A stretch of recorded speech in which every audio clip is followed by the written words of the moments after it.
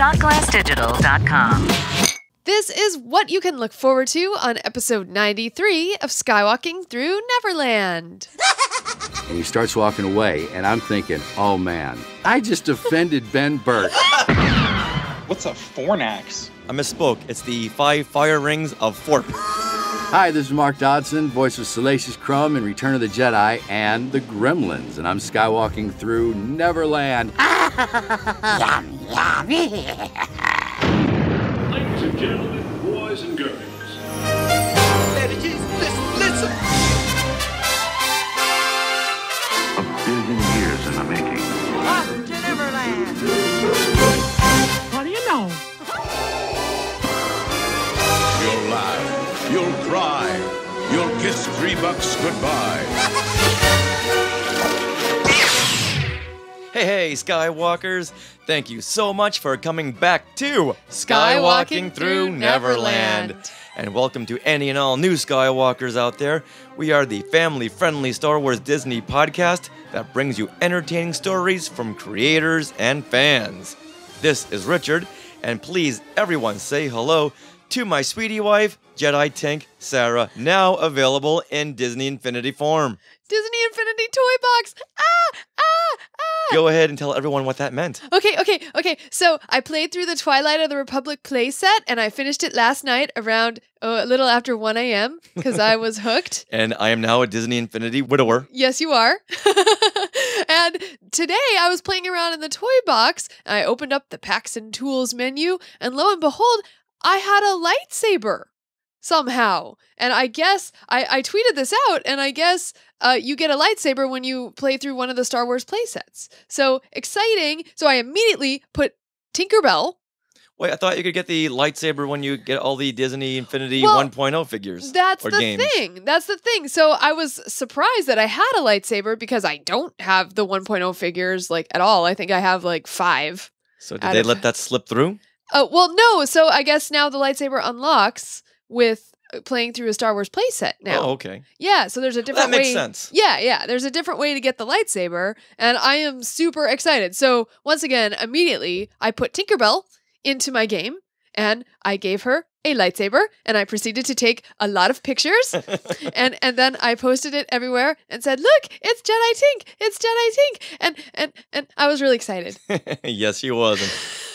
I'm sure everyone out there who follows us on Facebook knows exactly what that looks like. Yes. Looks like a little you in cartoon form. It does. And she's in my toy box world, which has an Ewok village and Rapunzel's floating lanterns. This is awesome. It's like all of my fandoms coming together. I'm so excited, and I love Disney Infinity. Have I mentioned that? So when I said Disney Infinity widower, I wasn't joking. But you're learning too, right? I am learning and having a good time. Yeah. I now see what all the fuss is about. Okay, yeah. How was it playing Darth Vader? Oh, it was fun. Yeah. Get to choke out some people. Exactly. Well, thank you, Skywalkers, for joining us this week. Now, if you're listening now, you are officially a Skywalker. And if you tweet at us at SkywalkingPod, which we always love that when people tweet at us, you are officially a Tweetwalker. Someone's tweeting in right now. Yes, they are. And also, I am Jedi Tink on Twitter and on Instagram. So if you want to follow me there as well, you can see all my Disney Infinity pictures that I've been posting. Like Darth Vader riding Maximus. Oh, spoiler alert for episode 7. Oh, yeah. All right, let's continue before we spoil anything else. Okay. Now, we are recording this from Long Beach, California on September the 15th, 2015.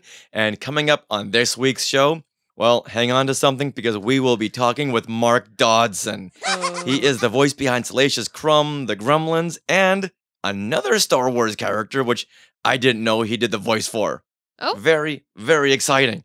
You'll have to find out who, though, in his interview later. Yeah, so many stories that he has. Yeah, I wouldn't call it an interview. We more had a discussion. Fun discussion, Yeah. talk. Like, we had met him at D23. D23 Expo, so we already had he's like the nicest guy ever. Yeah, interviews just seem so formal, like we should be wearing suits and ties. Yeah, and sitting no, across but the desk. he was like, hey, let's do this. Yeah. It was awesome.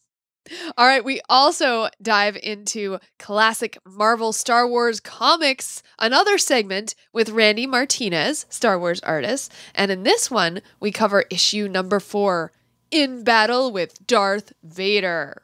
And we have shout-outs, a Skywalker of the week.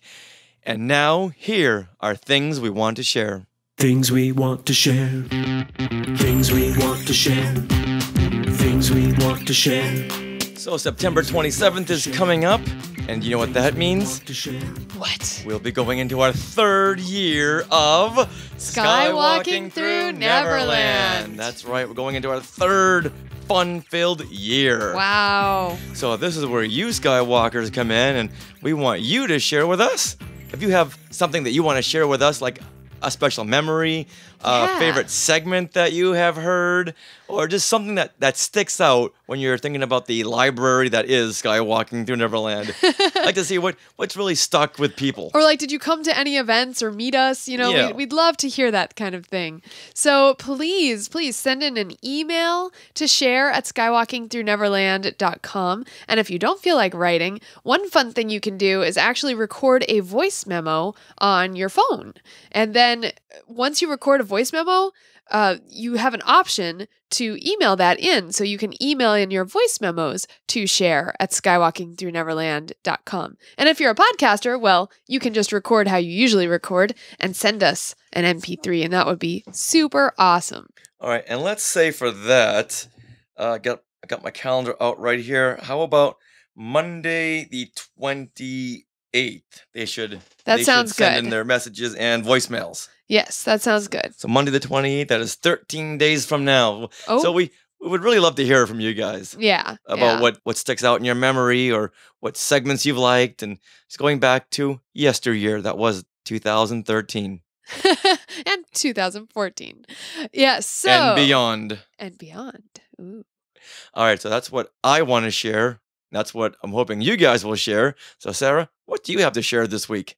So I read Lost Stars.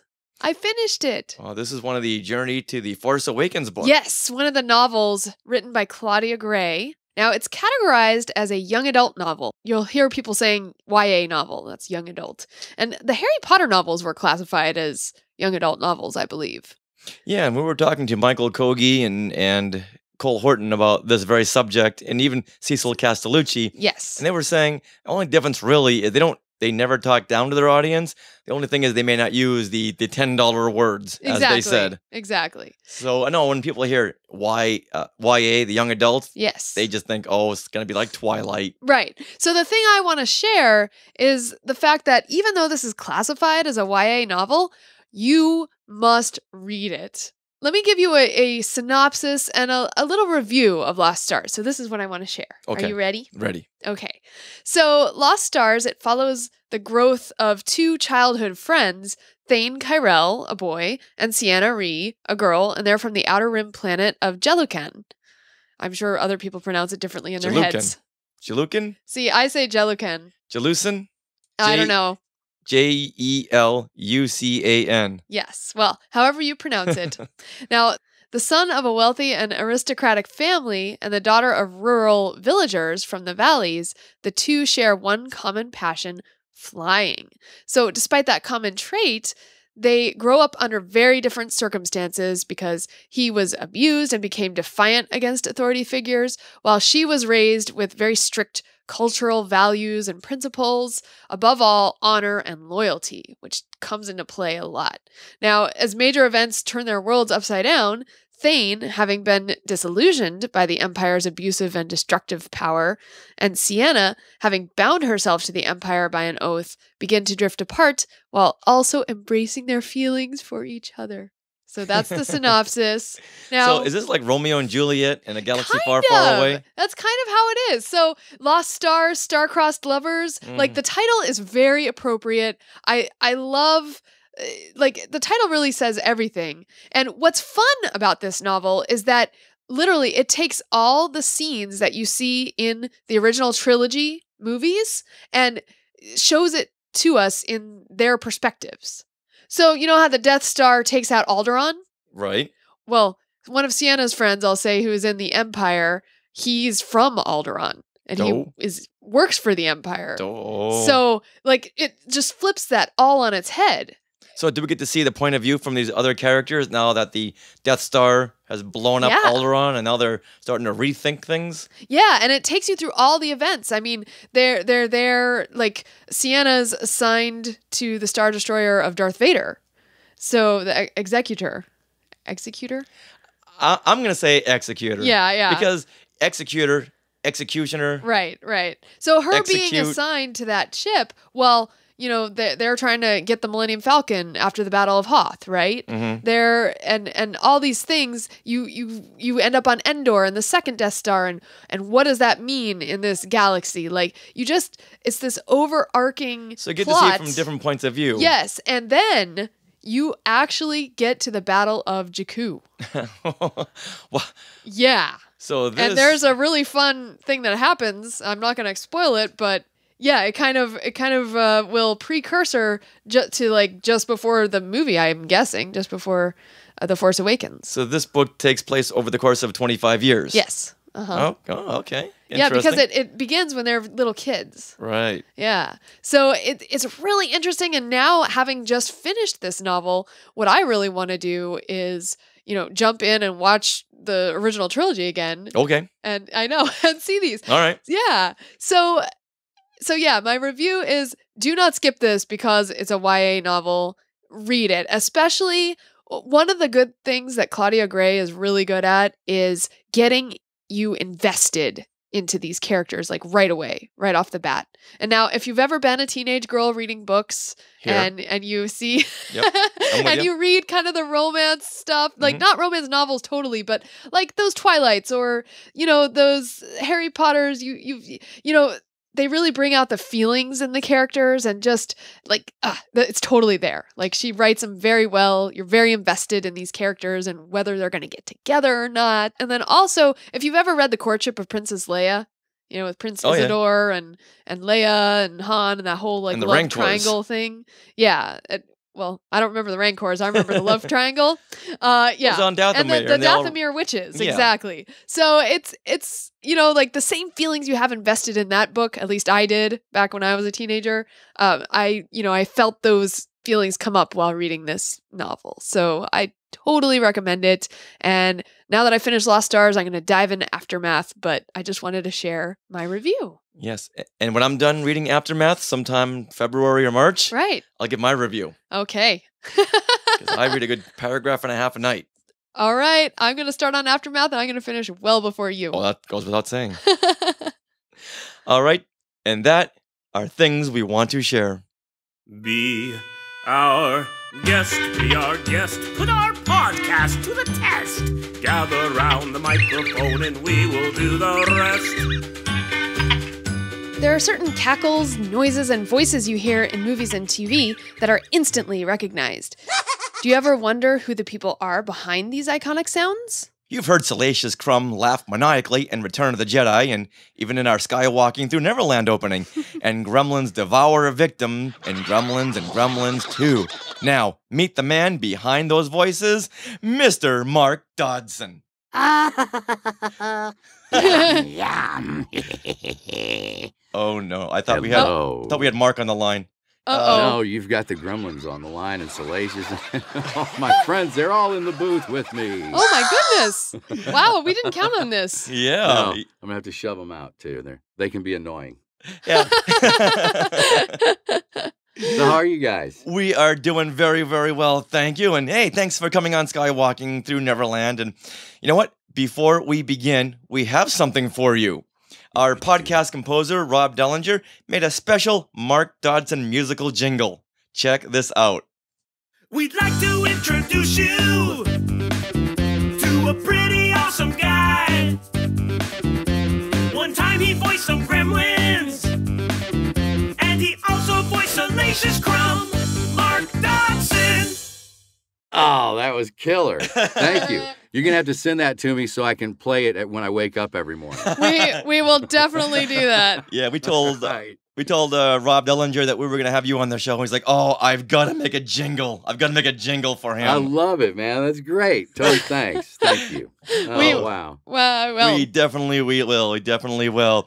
Now, you know what? I'm dying to hear the answer to this because when we had met you at D23 Expo a few weeks ago, back in August, yeah, you told us that you were coming full circle with Disney and you had a story behind that. What does that mean?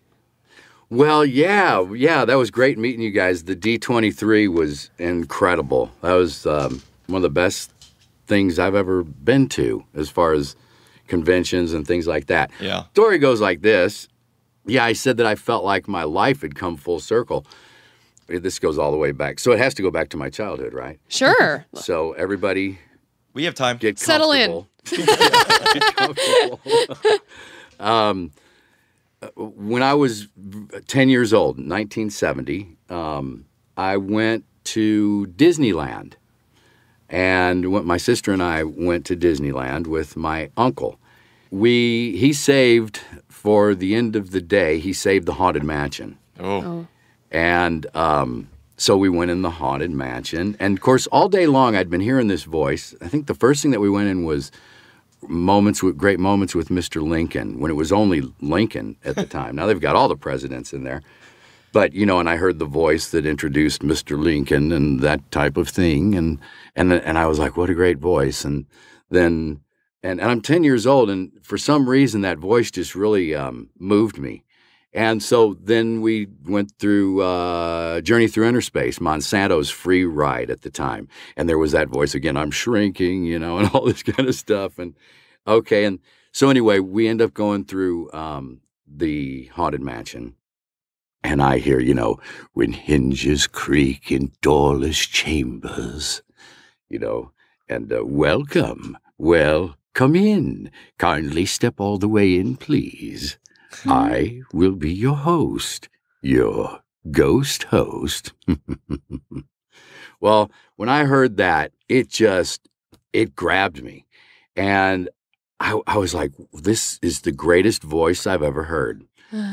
So we went through the Haunted Mansion and came out at the end. And I think I was listening as much as I was seeing. I loved the Haunted Mansion. It was just the greatest thing I'd ever been in. And as we came out the door, I asked one of the kids working, do you know who the voice is of the ghost host? And this kid told me, yeah, that's Paul Frees. And he said he's the voice of a lot of the things here. He does Boris Badenoff on Bullwinkle, and he said he's even the voice of the Pillsbury Doughboy. and I was like, wow, that, and of course, Pillsbury Doughboy, everybody knows that high. No, from Pillsbury, that really high pitch all the way down to, oh boy, moose and squirrel, don't forget to write, the Boris Badenoff kind of thing. And from then on, I was just, I said to my uncle, I said, someday I want to do voices like that. So here it is now, all these years later. Now I'm 55, so I was 10. So 45 years later, I've been doing voices, and here Disney buys Star Wars, buys Lucasfilm. So all of a sudden, I'm basically adopted by Disney. Salacious Crumb is adopted by Disney, and I've always loved Disney. Mary Poppins is my all-time favorite movie to this day. Yay! And yeah, and I get invited to come do D23, the Disney convention, where George Lucas is being made a Disney legend. Uh-huh. And I was like, oh, this will be great. Yeah, I'm going to go. Yeah, okay. So I come out there and I'm doing that. Well, when you're always chasing your tail in this business. You're always, what's the next job and what I'm doing now. And then I get, like today, I did a couple things and I've got auditions waiting for me right now. I just, right before you called, right before we did Skype, casting director literally called me and I picked up the phone. I said, I'm about to do an interview. I got to go. She goes, no, real quick. Can you do Vincent Price? And I said, yeah, I can do Vincent Price. She says, okay, I'm sending you the link to the producer that's looking for a Vincent Price. So that's how the voiceover world is. It's that fast. Wow. So the point is, I hadn't really had too much time to think about that I'm going to do this Disney thing. I get on the plane from St. Louis to fly out to L.A.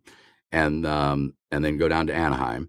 And I got on the plane, and when we took off, that's when I always kind of clear my mind and go, okay, all the past, now where am I going? Now focus on where you are, what you're about to do.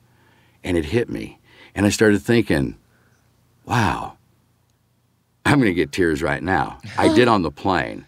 I started thinking, I was 10 years old when I went in the Haunted Mansion and said, someday I want to do voices like that. And here I am, out of the blue, without even planning it.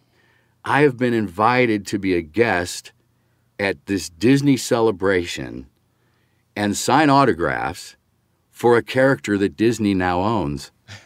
And I went, oh my God, my life just came full circle without me even realizing it. And it hit me. And then when I met you guys and the people that, it was just the most magical, I have to use that word with Disney. It was the most magical weekend I've had since I was 10 years old and went to Disneyland. Oh, I can only imagine. I mean, it really was. Other than the birth of my children, Yeah. that goes. You can't even compare anything to that. But in the world of voiceover and wanting to do this, and then all of a sudden being there, and then Monday after the thing, we were guests at Disneyland. And I saved the Haunted Mansion for the last thing I went in. Oh, perfect. What did it feel like walking in? I felt a welcoming. I felt like, honestly, this is probably weird, but Paul Frees was very much in my mind, was the whole focus in my mind. I felt like his spirit was there with me and he was smiling. Oh, that's how I felt. I'm sure he was. I'm sure he was. Awesome. So that's what, yeah. Yeah, it's not often that you get to see someone whose life you've changed, and Paul Frees, wherever he is, I'm sure he's looking down on you and going, I just changed that boy's life. I'm sure, I really believe that. I really do. So it's been great. Spending so much time in a recording booth, you really get a chance to get out there and meet the fans who really have spent their lives listening to you. And what is that like? That's incredible. You don't think that's, you should know that although I wanted to do voices, I didn't think would really happen. I didn't, friends and family said, wow, you're really good when I'd play around doing voices. So I kind of went the direction of thinking, well, I'll go into production and I would like to produce and direct also. So I never thought about being recognized. I always thought I'd be a behind the scenes guy. And then ending up doing voiceover, that's a very much behind the scenes job in the entertainment, in TV, film, radio.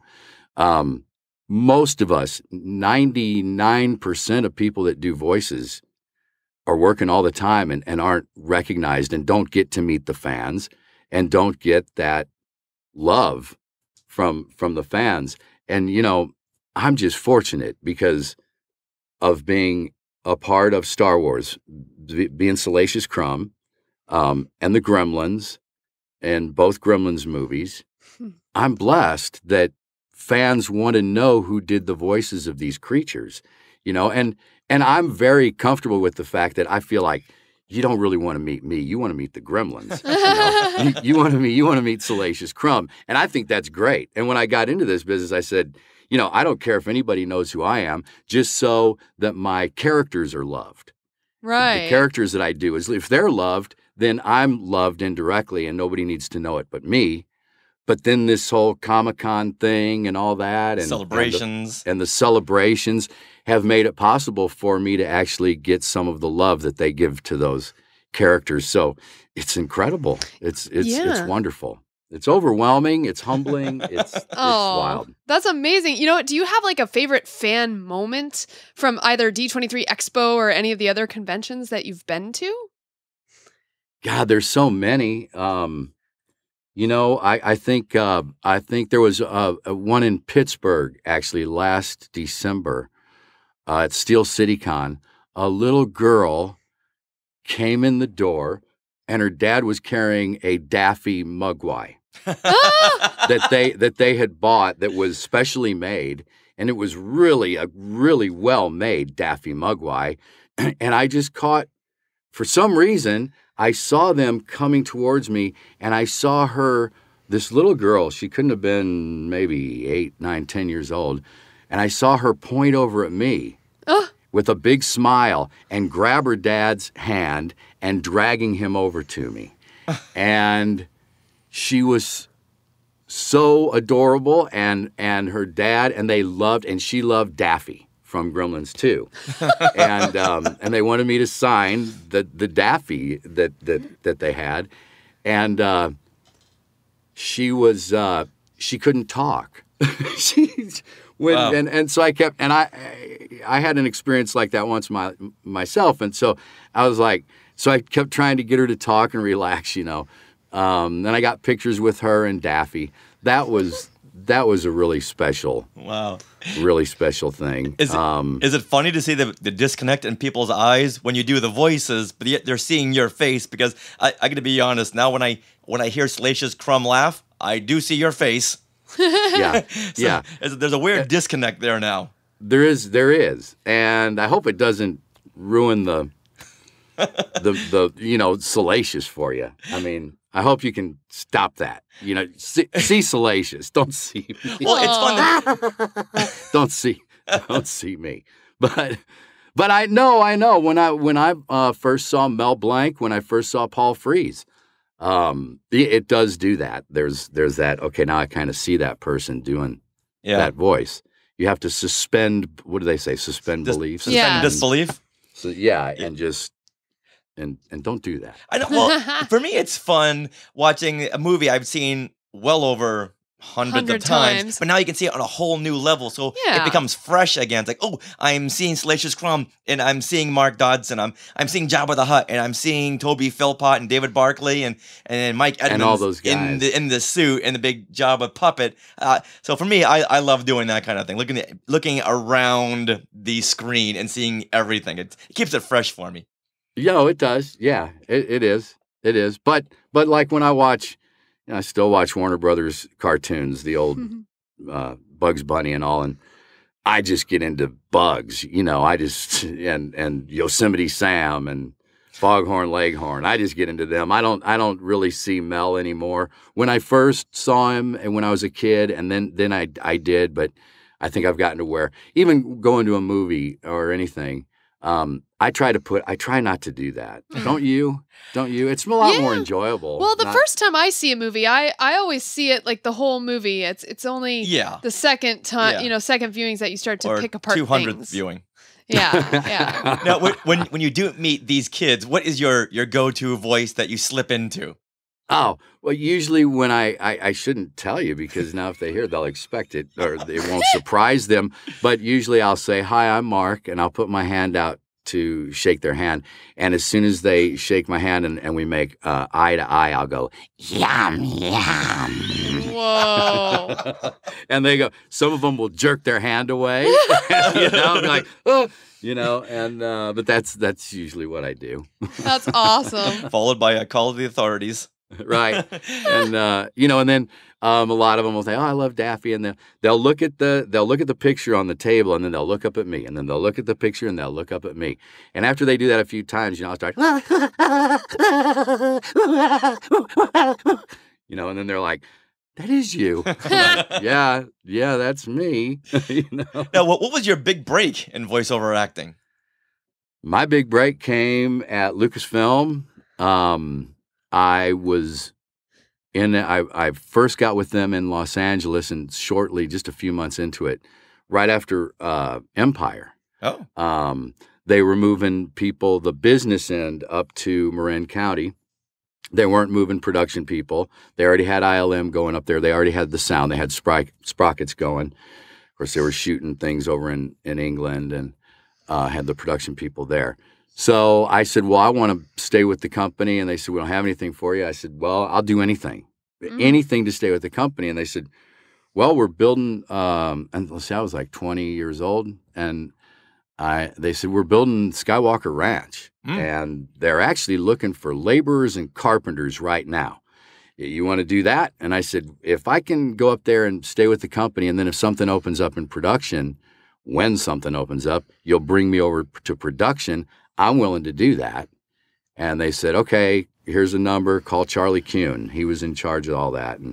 And so I talked to Charlie, and he said, sure, I'll hire you. Come on up with everybody. And so I was doing that, and I made it known that I did voices. Not like, hey, I do, but I was doing, once in a while, something would slip out, and somebody would say, oh, that was a pretty good Popeye, or that was a pretty good, and a guy once said, you should let Ben Burt know, he does all the sound, you should let him know that you do voices. He's always looking for voices for creatures. Wow. I said, all right. Yeah, wow. So I let him know, and it wasn't too long after that he said, hey, he got a hold of me up there at the ranch and said, hey, I'm looking for some voices for Jedi. Come on over. When can you come over to my studio? And it was in San Rafael. And wow. So I went over there, and he handed me a script for Admiral Akbar. Whoa. Yeah, and I didn't expect it, but it was my first audition ever. Oh. And I was so nervous. I mean, I didn't know what to expect. I'll do it right now. I've got some paper on my stand. And I have a stand here. He didn't have a stand. There was just a mic. And I'm standing there holding the paper. And I don't know if you can hear it. I started shaking that much. Like that. And I'm like, oh, my God, Ben, I can't even read this. I'm shaking so bad I can't read the words on the page. And he's like, what's wrong? I said, I'm just nervous. I don't know why. I didn't expect this. And he said, well, just relax, take a minute. It was the scene where Admiral Akbar is describing how where the hologram of the Death Star comes up. You can see here the Death Star orbiting the forest moon of Endor. And he's showing how they're going to go in and destroy the Death Star. So a lot of big words, and I'm just getting nervous. He said, just relax, just take your time. There's no hurry. I said, okay. And I stood there still shaking. I'm like, and I said, oh, Ben. He goes, it's okay. I said, okay, well, let me just do whatever I need to do. He said, okay, go ahead. So I'll do what I did. I opened the door here to my booth. So I took the page and I walked away from the mic, and I started flailing my arms like,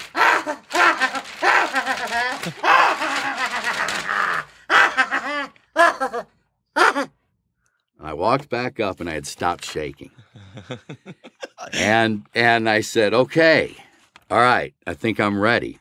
And Ben comes from around, he had a podium there in the room, and he comes from around, and he goes, no, hang on. And he walks up, he goes, give me that. And I handed him the script, and he starts walking away, and I'm thinking, oh, man, I just offended Ben Burt. That was my one chance, and I have totally offended him. I'm done. He's going to get to that podium and say, now get out of here. Give me that hammer. Yeah. So he walks back up, and now I'm standing there with no copy in my hand, no nothing. And he turns around, he looks at me, he gets a little grin, and he says, you know what you just did over there? And I said, yeah. And he said, I got a creature that's going to be perfect for. Forget Admiral Akbar. We're just going to do a bunch of that today. Wow. And that was how it happened. And that is exactly how it happened. And, I think it's kind of strange because it led to Gremlins 6 months later because of Salacious, the same monster makers. It led to Day of the Dead with George Romero. It led to some really cool stuff that has had a long life for the film world and some kind of iconic creatures. And I really have thought about it and thought, if I hadn't have done that, I would have done something for Admiral Akbar. And I know he ended up talking rather like this, and this kind of a voice, but I don't know what I would have done for it. And, I really believe I would have done a crappy audition, and Ben would have said, okay, thanks, we'll decide if we're going to use it, and that would have been the end of it. I really do. Wow. But instead, my nervousness and just walking away and going nuts got me apart. and led to Gremlins very quickly thereafter. That is so crazy. Did he try many different laughs, or did he just hear that one and go, okay, that's it, that's what we want? No, he described the character. They didn't show me anything. It was all done, we call it doing it wild, not to picture, didn't see anything. He described the character, and then he made up a scene that isn't even part of the movie, but something that would get those emotes and emotions that he could use. And I would say I cackled and growled and screamed and spoke gibberish for close to a half hour. and out of that half hour, he found a good 1 minute that worked really well. Wow. So did that become, your audition kind of became the actual recording? Yeah, that became the recording. Wow. That was it. Yeah, we did it. He said, we're just going to do this now. And then we did it. So you didn't have to watch the footage and sync up your cackles to Salacious Crumb's mouth movements. No, that was Ben did all that. Ben took it and he took pieces and, I'm sure slid things and made it fit, Like I say, he had close to a half hour of all that. So, wow. He found some and that fit. We're going to take a quick break from Mark Dodson, the voice of Salacious Crumb and Gremlins, and other Star Wars characters we will soon find out, to hear from some of our other podcasting friends. What is Bombad Radio? These guys. Cass Anvar Altair Ibn Lahad. General Pong Krell. Counselor Udina. Jake Lloyd. This is Handsome Jack. Tom King, this is. These girls. This is Courtney Taylor, Jack in Mass Effect. Alex Wilson-Regan, voice of the Inquisitor. This is Poison Ivy. Gina Cliff. This is Commander Shepard. Discussions about comics. For the Joker, plenty to talk about, but we don't know what goes on inside his head, and it's best that way. Video games. Essentially playing sort of a maniacal butler. Movies. Who should really play this character is Doug Jones. Books. The tagline for this book is Star Wars meets Ocean's 11. Then you got a little bit about what Bombad Radio is. That's right. You're my kind of people, man. Join us at bombadradio.com. Be afraid. Be very afraid. Are you hungry? Hungry as a gremlin? Here's Gremlin cereal. Gremlins, gremlins, bite after bite. What a tasty way to satisfy a gremlin appetite. Gremlins is a deliciously sweet, crunchy cereal that satisfies the hungry little gremlin that's in all of us. Gremlins, gremlins, bite after bite. What a tasty way to satisfy a gremlin appetite. Gremlin cereal is part of this complete breakfast. Gremlin, yum yum. And now, back to Mark Dodson, voice of Salacious Crumb and the Gremlins. It's amazing that Salacious Crumb has been such an iconic character with fans and collectors, and now when we watch it, we got to think there's something that this little Kowakian monkey is saying. We just don't know. So we'd like to play a quick game here called What Did He Say? And we're going to play some Salacious Crumb clips, and if you could tell us what he's saying so we can put it into context when we watch the movie. Okay. Okay, what's he saying there? He's laughing there. He thinks that is very funny. He is very sadistic. So he obviously just saw somebody get hurt, and he found that he loves the Three Stooges. He loves slapstick. So that's what he's doing there. So it's more of a genuine laugh, not more of a condescending laugh. No, that's a genuine snicker. Okay, gotcha. All right, here we go for another one. All right, what's the story behind that one? I'm seeing that more of a forced laugh from Salacious. Yeah, that's a little bit more of, well, it's okay. I better laugh because if I don't, my boss is going to smack me. That's kind of what you always have that boss, whatever he says, you got to howl like it's the funniest thing you'd ever heard. Right, exactly. Oh, exactly. Okay, we're on the same page then. All right, here goes another one. So we hear a little bit of a Jabba behind there. Oh, well, I think that's because Jabba is laughing at Chewbacca. And so he finds it very, very funny. They find Chewbacca very funny. In fact, Jabba tells him Wookiee Cheesa, I think, which is, the Wookiee's funny. So, Wookiee Cheesa. Oh, so you know Hatiz as well. A little bit. So Salacious Crumb's he's got a very dark, twisted, sadistic side to him. Very. Oh, very, very. He loves slapstick. Yeah. And probably he would really like to see Quentin Tarantino redo the Three Stooges. Oh. Okay, but what's Salacious Crumb's take on Benny Hill? Oh, he loves the women. He loves the Benny Hill women. Yeah. All right, now here's a final Salacious clip. All right. What's up?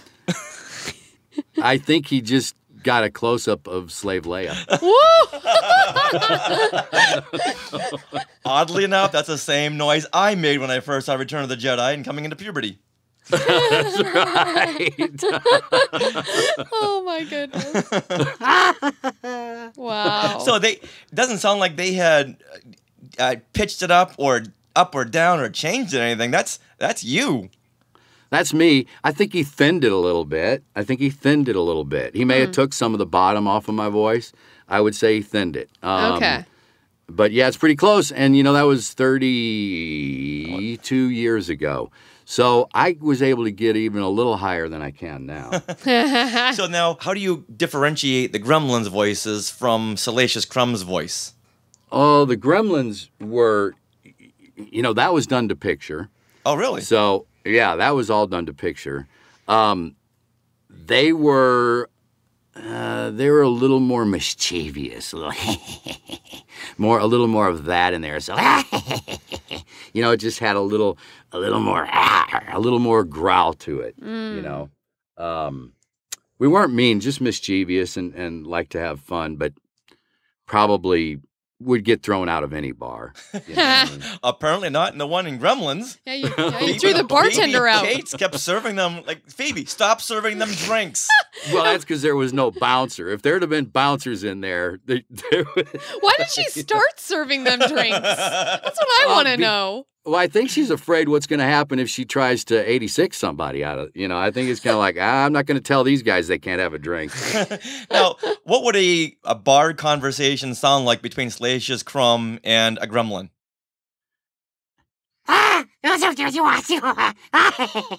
Yum, yum.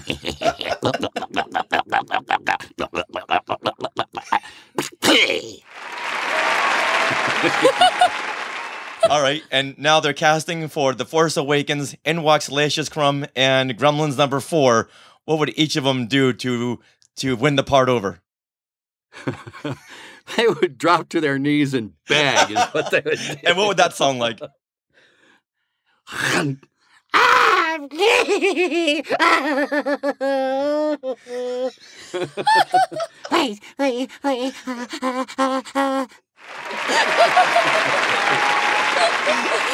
that's awesome. All right, now we've got a couple of Gremlins clips we want to play for you, because having just seen it after waiting 32 years, I wanted to hear what some of these Gremlins are saying from Mark Dodson's point of view. Here we go.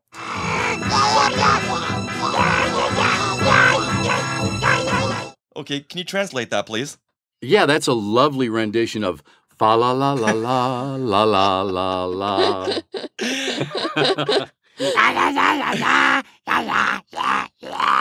think Gremlin number 3 on the earmuffs. I think he was off key. He was because of the earmuffs. No. He's off. He's totally off beat. He's off everything. Yeah. He's off his rocker. Yeah. Yes, he's off his rocker. Okay, here's another Gremlins clip. Okay, well, what are they laughing about now? Oh, because we're a little sadistic too and like slapstick, and Mrs. Deagle just flew out the window. and I mean, that is hilarious, and she deserved it. She did, but if you listen really closely on the soundtrack, she's saying, "Kiss my grits!" She would too. Polly Holiday, she would. All right, now, what is this Gremlin here saying? What caused that? Yeah, it's gonna be good. All right. Wow. and now, finally, here they are singing Frank Sinatra's classic, New York, New York. Feel free to join in.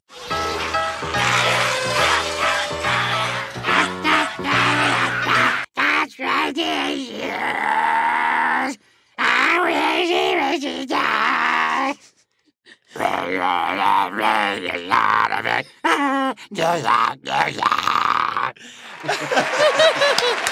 guess I can still do it.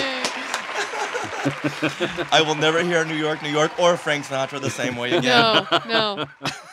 Sorry, Frank. Sorry, old blue eyes. Oh, I'm sure he's laughing at that too. I'm sure he is. Now, I was looking on your IMDb, and I didn't know about this. It said that you did voice characterization work on Ewoks: The Battle for Endor. What does that mean? Yeah, that means I did a lot of the Ewoks on Battle for Endor. Oh.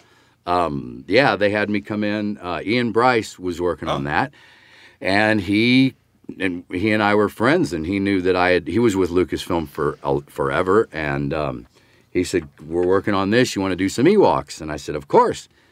And so. And then I did also on that. I'm Teak, which if anybody's seen it, the little white one that.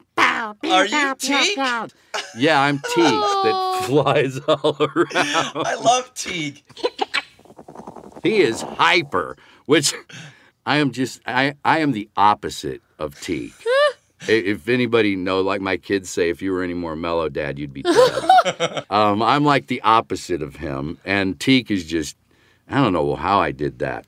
I did Teak, and I did a lot of the Giants, the Marauders voices, the big, I don't remember. I haven't seen it since since it aired on TV. Right. Wow. Staying with Lucasfilm was like the smartest thing anyone could ever have done back then. It was. Well, and I wasn't, let's see, was I? Yeah, I was still there. I was still there. Yeah, that was 85. 85? Okay. No. Yeah. The Ewoks. Well, then I wasn't. No, then I wasn't with Lucasfilm anymore. They brought me in for it. Okay. I'm trying to remember. I mean, I know I did it, and I know we did that over in San Rafael too. So for certain Lucasfilm projects, they just call and say, "Hey, Mark, come on over for some weird voices and cackles." Yeah, pretty much. That sounds funny. But yeah, that's how it goes. I mean, the Gremlins thing was literally Chris Wallace and Tony McVeigh made Salacious. Then we had lunch after screening Jedi together, and we had exchanged numbers because you feel a closeness. You both are a part of this same creature. We had lunch.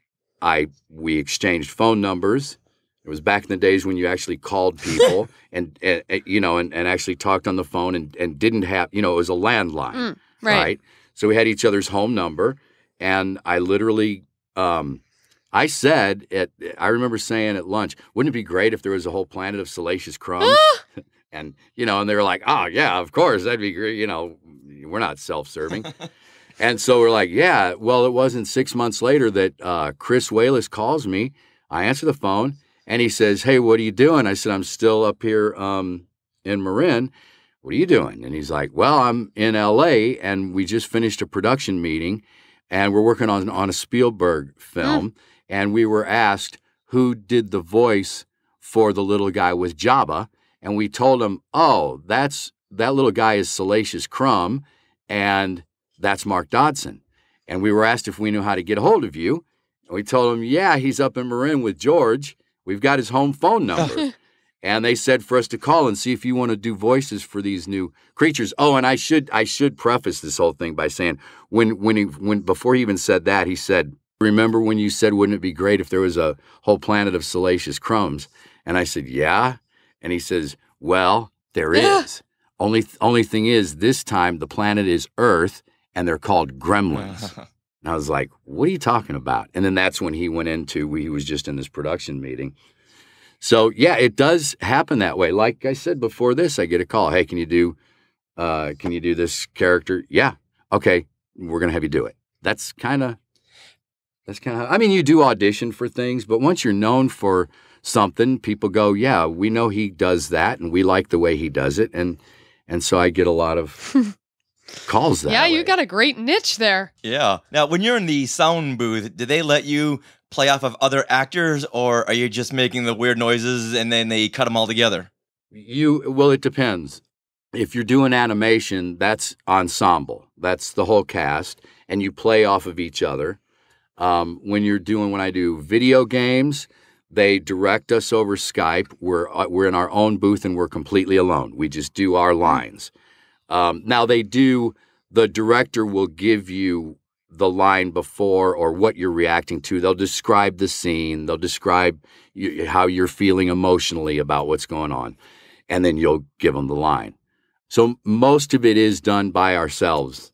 And same thing with, when we did Gremlins, Howie was there. Howie Mandel? Howie Mandel was there. Now, he did the voice of Gizmo. Did he do the voice of the other Gremlins too? He did Gizmo. Just Gizmo, okay. He's Gizmo, yeah. And Frank Welker is the voice of a lot of the other. Well, he's the voice of Stripe and Mohawk, and so he's the lead Gremlin in the 2 movies. And then I'm the majority of the others. Kirk Thatcher is in Gremlins 2. He does Greta. He's the girl Gremlin that everybody loves. Oh, I wish I had known that when I talked to him at Celebration. Yeah. Oh, yeah. Yeah. He's Greta. Wow. But and he did a lot of the other. He's the electric Gremlin that flies all through the phone line. Well, that ends up killing us all. So yeah. Boy, that would have been so much fun if they had let you guys just in the studio just to play off of each other. They would have had hours. Well, we did. Oh. No, we did. We are on that. That's what I was saying is we are in there together doing it, but we're still doing our character all by ourselves. But we're certainly rooting each other on and probably screwing up takes because we're laughing in the background or we yell something stupid, in the background. They're like, I got to do that again. Can you do it like that again? Because Mark just said something stupid in the background. So it's like, and I'm going, oh, sorry. Now, there was one Gremlin that sounded amazingly like Salacious Crumb. Was that your ode to Salacious? Who, Daffy? There was one I believe it was the bar in the first Gremlins where you hear one of them cackling like Salacious Crumb. Well, that's ode to Salacious. Salacious is always going to be that's my baby. Oh. I mean, that's what did I love Salacious. I love that you carry around the Salacious little vinyl. What is it? What's like that made of? Rubber doll?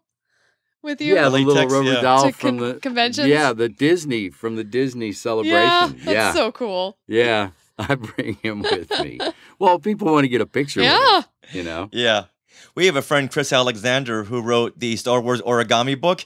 His mom dressed up as Salacious Crumb at Celebration 5.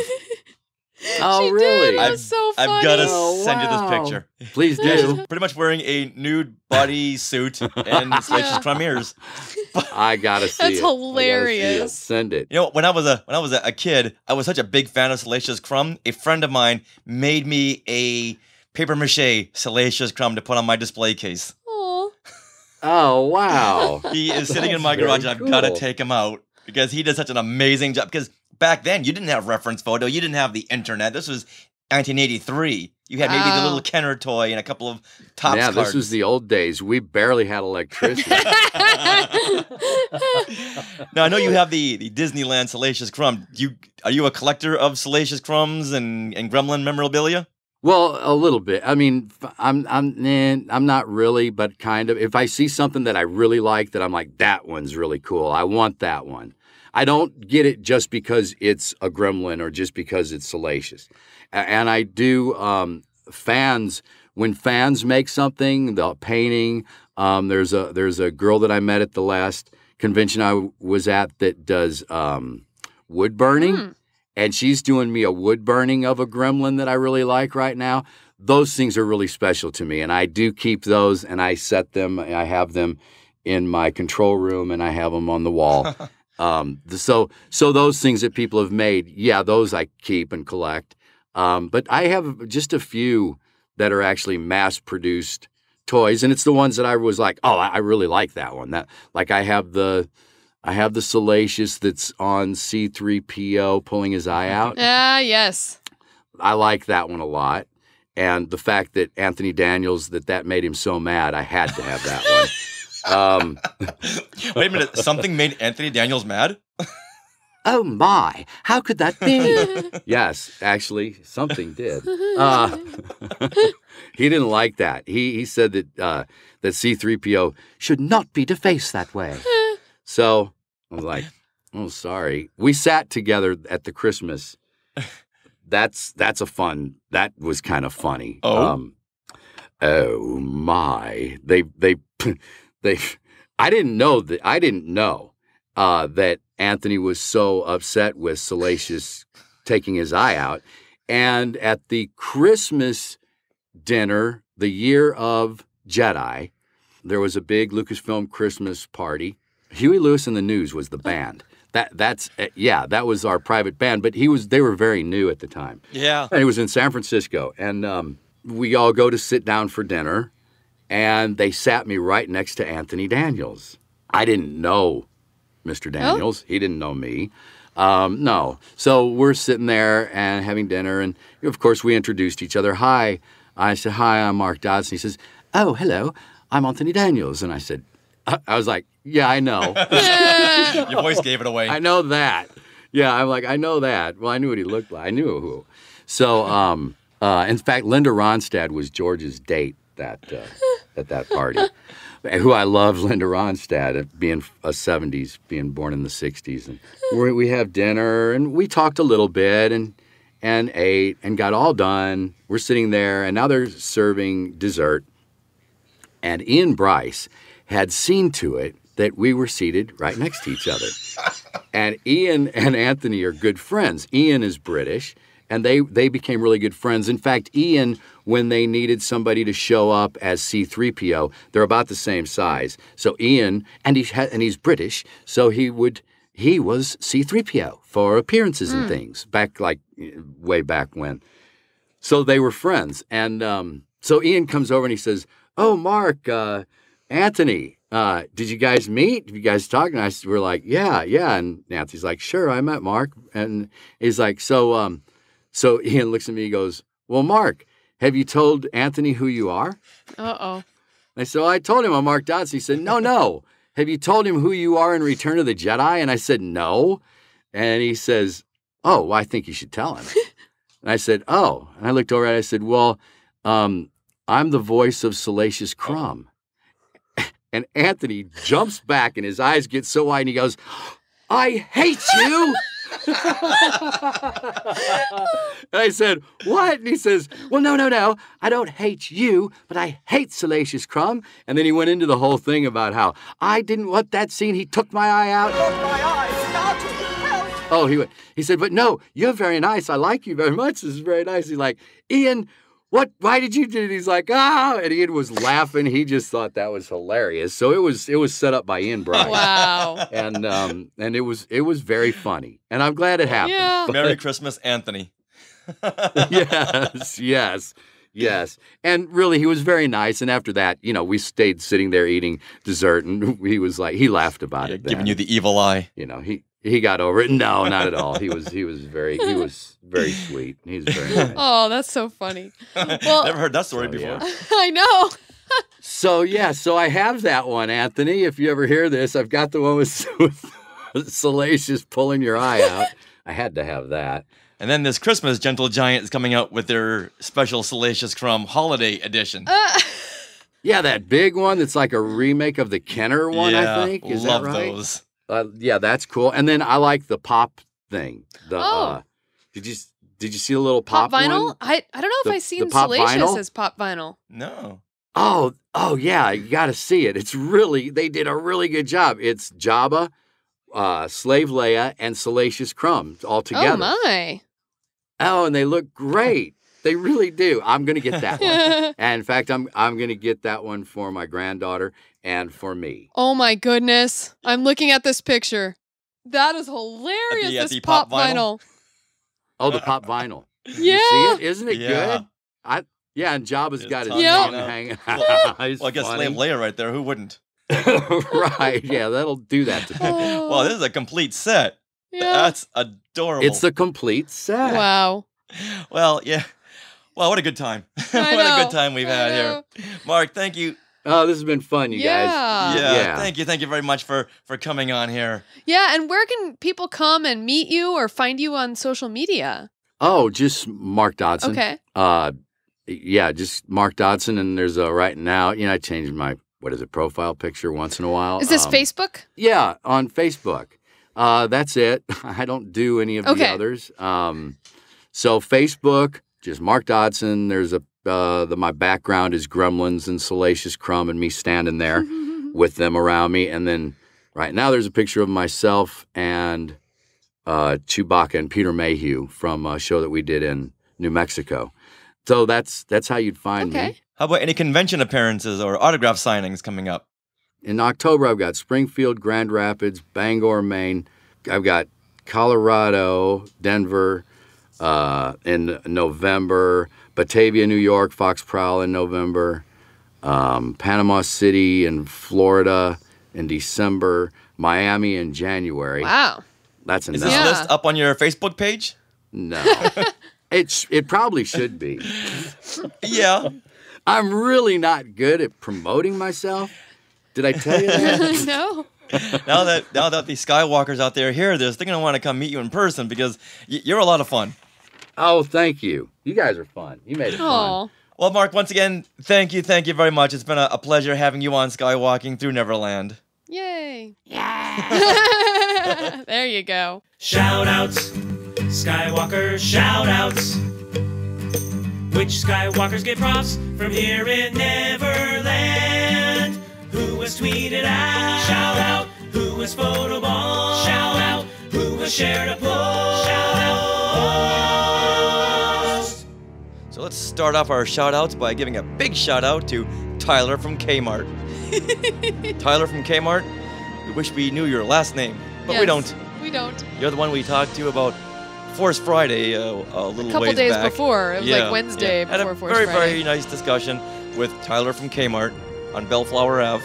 He was so excited about Force Friday, and he was so upset that his Kmart was not going to do squat for it. Yeah, but he was definitely planning on going out for Force Friday. So Tyler from Kmart, we hope you had an awesome Force Friday. All right, and our next shout out goes to Jeff Peterson, who is at Jalen Jade on Twitter. And he reached out to me and asked if there was any kind of figure I wanted from Disney Infinity because he just wanted to give back to the podcast. Isn't that sweet? That is so sweet. Yeah, and he happened to be ordering from Amazon.com, so he got me the Amazon exclusive Fear figure from the Inside Out playset. Yeah, so thank you very much, Jeff Peterson. Much appreciated. In fact, he finished out my Inside Out collection. I have all 5 Inside Out figures. It's very exciting, and I'm like halfway through the playset. So. Do you know what collection I want completed? What? The Sphero BB-8. Jeff? Don't put that on him. That's the collection I want to complete. No. It's a collection of 1. I know a few episodes ago I said I was going to really kind of stop collecting, but I will collect a Sphero BB-8. Okay, that's good to know. Okay, all right. Is that a Christmas list item? You do whatever you want with it, okay? Okay. I'm just saying it. Okay, all right. That's funny. Okay, I'm going to bring up some tweet walkers because if you're on Twitter and you tweet about our show at SkywalkingPod, you are a tweet walker. So here we go. At FanboyForce, they tweeted randomly the other day, "Thanks for doing such a high-quality podcast and delivering my weekly Disney Star Wars fix. Cheers!" What, everyone knows your name? Sometimes you wanna go where everybody knows your name. It says cheers there. My brain went to the bar where everyone knows your name. Which we've been to. Yes, we have. Yay. Okay. Thank you, FanboyForce. May or may not cut that part out. Okay, our next tweet comes from EricJ_designer. And he tweets, "Purchased my Skywalking Pod BB-8 t-shirt last night. Best life decision ever made? Yes!" I love that tweet. And he posted a picture of our BB-8 with Mickey ears, design t-shirt, which was on sale through Sunday night, and many people partook. So especially us. Yes, us too. We got our BB-8 shirts. Yeah, I got the baseball tee. I got the regular tee. I was eyeing the baseball tee. I know. So we want to thank all of you Skywalkers for jumping in there and purchasing a shirt. We can't wait to see them on you. to see you post pictures. I'm so excited. And I know there was a family who actually bought shirts for the husband, the wife, and the little kid. All BB-8 shirts? Uh-huh. Oh, we gotta get a picture of that. I know. We gotta get. They said they were gonna watch The Force Awakens in it. That's so sweet. All right, now how about any iTunes reviews? Yes, we have actually several iTunes reviews because of our recent contest, which we'll announce the winner very shortly. And this iTunes review comes from Cam Miller Films. I loved the title of it. It says, "The passion is strong with this podcast." And I really liked that title. Yeah. Title alone should win her a contest. You know what? What? Maybe we should announce the winner now. Did I just spoil something? Well, actually, this is a complete coincidence. Okay. The winner, we're going to announce the winner now. Let's do it now. There we go. The winner of a Journey to the Force Awakens novel is Cam Miller. Now, this is complete coincidence. I literally put these in my notes like separate. You would think we would see this coming. I know. No, I didn't. Oh my gosh, this is so funny. Okay, well, we want to thank Skywalker Kai Charles and her blog, fictionstateofmind.blogspot.com. She was sponsoring this contest to win one of the Journey to the Force Awakens novels. So, our winner is Cam Miller at Cam Miller Films, and we want to congratulate you, and please send an email titled Contest Winner to share@skywalkingthroughneverland.com with your name and your shipping address and your choice of one of the Journey to the Force Awakens novels. Now, maybe Lost Stars. Yeah, it could be Lost Stars. Lost Stars or Aftermath. Yes, and those three, the Leia novel. Moving Target, Princess Leia Adventure. Yes. And lots more. The Luke and the Han. Yeah. Let's just go with the standard and lots more. There you go. Yeah. So, okay, we jumped ahead and yay. Congratulations, Cam Miller. Now let's and that really wasn't planned. No. Not at all. Not at all. I love when things happen like that. Midichlorians all come together. Yes. And guess who the midichlorians came together for this week? Who? Our Skywalker of the Week. Who is that? Rob Dellinger, who is our Skywalker of the Week. Anime nut. Anime nut. Whoa, anime nut. Congratulations, Anime Nut! We met you at Disneyland's 60th anniversary. Was this the one in May or the one in July? So this would have been the one in July 17th. Yes, we met a ton of people that day, remember that morning? We were like wandering around and oh my goodness. Anyway, so Anime Nut, congratulations. You are our Skywalker of the Week. And Skywalkers, I know several of you have been tweeting at us. You want to be the Skywalker of the Week. So please keep on tweeting, keep on promoting the show to your friends, keep on sharing on Facebook to your friends, and you just may be entered to win your very own jingle composed by Rob Dellinger. And please, if you want to hear some of his jingles for our whole show, as well as Skywalker of the Week, stuff that he's composed, go to his website, robdellinger.com. That's ROBDEHLINGER.com. Is where you'll go to find the John Williams of podcasting. Skywalking through Neverland. Now, before we roll into classic Marvel Star Wars comics with Randy Martinez, we just want to give you a heads up that we had some sound issues in the last 10 minutes of the segment. Now, luckily, Randy's track is fine, but I think one of Mark Dodson's Gremlins got in the sound studio and just messed up some tracks. So all three tracks, my track, Sarah's track, and Randy's track, were all bounced onto one track. Yeah. It's still listenable. Oh, yeah. It's fine. You'll just notice the difference. You'll just notice the sound difference. And if you go, hey, what's that about? Oh, yeah, they prefaced it by saying there's some sound issues because of Mark Dodson's Gremlins. Yeah! We blame the Gremlins.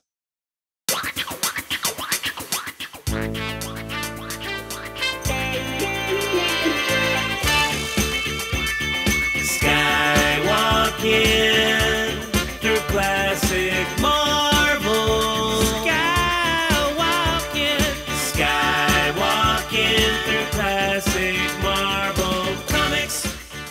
When And we last left off with classic Marvel Star Wars comics segment, where we look at each issue of the vintage series from the 1970s and 80s.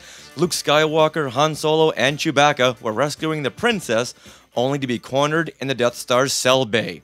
And we got to add the word FORP into our vocabulary.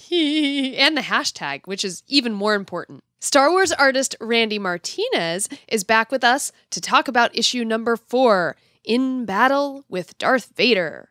Hey, Randy. Hey, how you doing? We are doing great over here. How about yourself? I'm doing pretty good, man. It's once again we had that hot streak here, and it's starting to get cool again. I'm just happy it's September now. But enough about that. We're looking forward into getting into this issue where the characters are starting to look like the actors. Yay. I'm very excited about that. Now, issue 4, In Battle with Darth Vader, this went on sale on July 12th, 1977, and was written and edited by Roy Thomas and illustrated by Howard Chaykin. Yeah, so before we get into this issue, Randy, can you tell us who does what on a comic in terms of the artwork? Sort of yes and no.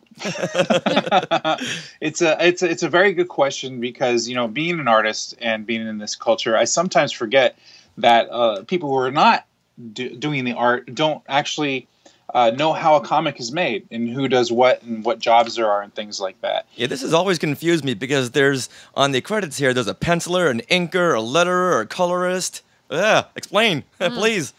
Yes. Okay. So when you make a comic book, there's a lot of jobs involved. There's, of course, the writer and the editor, and there's a letterer. Okay, so the person who draws those letters in those little bubbles is not the person who's drawing the comics. But when you get down to the art, you normally have a penciler, a inker, and a colorist, and they're really important jobs. And most of the time, any one of those three artists could actually probably do the whole job themselves. But because of the deadlines and how many comics they have to produce, they get assigned jobs so that it's a community or a communal or a cooperative work on each comic. So while one person is doing the pencils for usually the penciler will start on the first couple pages, and as soon as they're done with that, they'll send it over to the inker. And while the inker is inking those pages that they finish, the penciler moves on to the next set. And so it becomes kind of like a chain gang of factory for producing these things, as well as sometimes these artists have a lot of jobs going on at the same time. So it's a madhouse. They used to call the Marvel area the bullpen, where all the artists and writers were working, and apparently it wasn't that big as opposed to the way they made it sound in all of the letters to Stan Lee that appeared in all the comics. And they were really working on top of each other, just basically penciling out a comic page and kind of handing it over the cubicle wall to the person who's going to ink it, almost quite literally. So when you get to some of these things, they start running out of time and all kinds of different reasons. They'll sometimes have people come in that are not credited. And they'll start penciling, and they call that a ghost artist, just like a ghost writer. Right. And they don't get a credit. Now, sometimes it happens for a lot of different reasons. Sometimes they do so little work that they just don't worry about it. You don't need a credit. Or sometimes the illustrator, the person who does all the penciling and the layout, does so much of the work that there's so little needed that they don't get a credit. Or sometimes, a lot of people forget this, is sometimes an artist will do some ghost work and they don't want to be credited. Because either they're not proud of the title they're doing, or they're not proud of the work they're doing, or for whatever reason, artists tend to want to brand themselves a certain way. So if you branded yourself as the Conan the Barbarian artist, and then you get a job to do some ghost work on, some work on Spider-Man or Logan's Run, the movie adaptation, you might not want to put credit on that for whatever reason. Artists have different reasons. But now that you're thoroughly confused. Well, the one thing that I'm curious about is who's responsible for the look? Is that the penciler? Often, It is. Sometimes the editor and the penciler, or every once in a while, you'll have somebody that gets a credit for layout.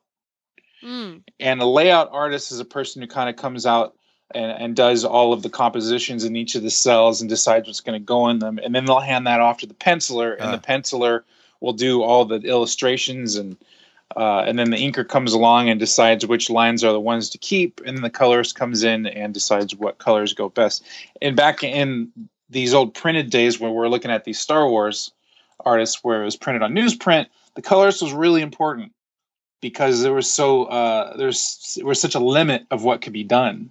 Right. You know, you didn't want anybody who didn't use the colors to their extent, but you also didn't want somebody who was completely fearless and tried anything, because sometimes those colors would not make a lot of sense and they get muddy. You know? As we're about to see. Now, Howard Chaykin, he is responsible for the first 10 issues, right? He gets the credit for those, yes. Uh-oh, what does that mean? Well, Howard Chaykin did the penciling, and they consider him the illustrator. Now, I've done a little bit of research here since the last episode that we did, and it's some very fascinating things about the making of this comic. We've discussed how it actually came to be, and Stan Lee didn't want to do it, and Roy Thomas was kind of the champion of that. And but I did some research and found a blog by Charles Lippincott. It's a very confusing blog. You know, you can't tell if the guy's mad or if he's just giving the dirt, or you know what's going on. You got to take a little bit of grain of salt with everything. Yeah, for anyone who doesn't know, Charles Lippincott, he was the head of Lucasfilm marketing back when Star Wars was just being released in the theater. So all the Kenner deals and some of the Marvel and all the merchandising was all up to him. Exactly. So he was the one that was charged with getting the comic book made. And it seems like, it reads to me that like Roy Thomas was always in mind to do the scripting and the editor. But sometimes it suggests that he wasn't, that he just happened to be there. I don't know. And then with Howard Chaykin, it sounds more or less like he was available, and he was a guy that was there to do it. And so he took on the job, and he did all of the illustrations. Remember I said just a minute ago, most of the time an artist can do everything. Right. But there's no time. So for the first issue of Star Wars, Howard Chaykin, it's historically written on a lot of pages. I found that he did all of the penciling and the inking for the first issue, which explains why it is so consistent compared to the rest of all of the issues. Right. For whatever reason, I don't want to go into exactly what the different things what people wrote, because it's all hearsay. Right. But for whatever reason, he either lost interest in the project, or he was working on a lot of other projects that he swore that he wasn't working on. Who knows? Like I said, it's all hearsay. But for whatever reason, he wanted somebody else to come on and help him with the inking. And so that's where Steve Lealoha, is that how you pronounce that? I don't know. I see Lealoha. I want to say Aloha, yeah. Lealoha. Okay, that sounds good. For whatever reason, he had him come in and do the inking, and apparently a lot of the drawing as well. According to some of the research, it suggests that Howard Chaykin did very minimal penciling on a lot of these issues, and left kind of the rest of the interpretation for the inker to do. And speaking of ghost illustrators, and that's why that was important to talk about earlier, apparently by the time issue 6 comes out, there were 4, 5, maybe 6 artists that were ghost art illustrating this. Wow. With Howard Chaykin doing, again, it's all hearsay, and it's not really clear how much work he actually did on it. Apparently enough to do to get the credit as the illustrator. But a lot of people like Bill Ray, Steve, why can't I say it? Lealoha, Rick Hoberg, and some other people that I couldn't find credit for, did a lot of the work. And again, it could be a case where they just didn't want to be credited for it. So I don't want to sit here and make it sound like these guys got cheated out of a credit, because we got to put this in context as well. Because when these comics were coming out, it was for this movie that nobody knew anything about, and most people thought it was just some stupid B movie, and it was just kind of a job to help pay the phone bill, for a lot of these guys. Right. And they were making their bones doing Batman and Spider-Man and Conan and all these things. So some people look at this and complain, say some of it is kind of not done too well and is done really fast and lazy. And that might be true in some of the panels, but I'll tell you what, I'm the type of guy that finds a silver lining in everything. That's good. That's why you're on our show. Yeah, there's something about this work, because it was done so fast and without a lot of thought, that I appreciate some of the looseness and some of the just the quick, rough action in it. It doesn't mean that everything's necessarily proportionate, but there's some really beautiful things that are going on here, and you might credit it to somehow them not caring too much about it, Wow. Right. Plus, they had the burden of having to base this on a movie they hadn't really seen yet. Exactly.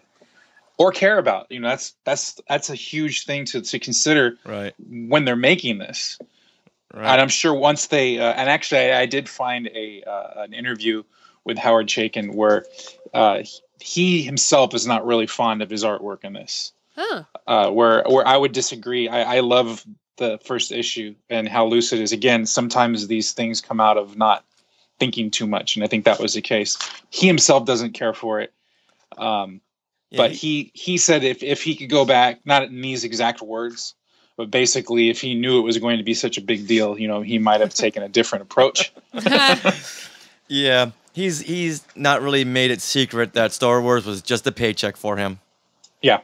All right, well, that explains a lot. I've always wondered what these credits mean, and now I wonder no longer. Now, let's get into the issue, which starts off with our heroes being trapped in the Death Star. Ben Kenobi attempts to knock out the power from the tractor beam that is holding the Millennium Falcon hostage, only to be cornered by his old pupil, Darth Vader, during his escape. Now, as always, I'm dying to talk about this cover art. The cover! By Rick Hoberg, which you just mentioned a couple of seconds ago. Yes.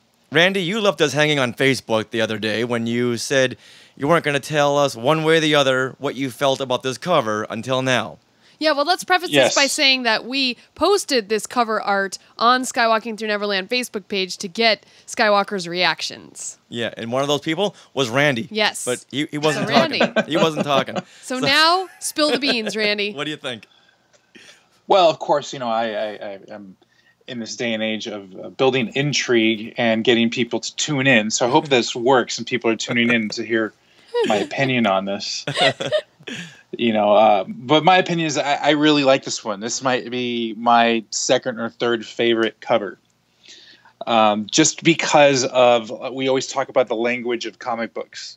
And this has a lot of it. It's a classic image, basically. I mean, how many times have you seen this but of Dr. Doom putting his hands above, coming after the Fantastic Four, or any number of villains coming after anybody, And this cover is very much done in the style of How to Draw Comics the Marvel Way, the book, and talking about that. And I think somebody had actually mentioned that in one of the comments, right? And that they were drawing a lot when they got this, and it's just a classic thing, I just really like, and it is executed well. I'm not a big stickler on if things look like they looked in the movie, or as long as it gets close and is telling a story, and that's the most important thing, and it gets an emotion across it. And this one definitely does. Right. Right. Okay, Sarah, what do you think? Well, okay, so I actually really liked the layout of it. Like, it's very, in an artistic sense, it works, definitely. I mean, who the bad guy is, and you know who your heroes are. And Vader himself, his eyes, is my favorite part about this cover, because they are alive. Yeah. And I love that. Okay. I think this one here feels less Star Wars than anything before it. Just because I just don't like the fact that Luke is battling Darth Vader pre-Empire Strikes Back. And that... You are a stickler, Richard. I am a stickler. And that, I mean, it tells a story, you're right. And it's a good dynamic. It has nice angles to it. But the fact that Luke is shooting at Darth Vader, I just can't get past that. Because I don't... Even the new Marvel comic, spoiler alert, has Luke fighting Vader. And the first time they meet should be in The Empire Strikes Back. So other than this feeling very nostalgic, this cover, not a favorite of mine.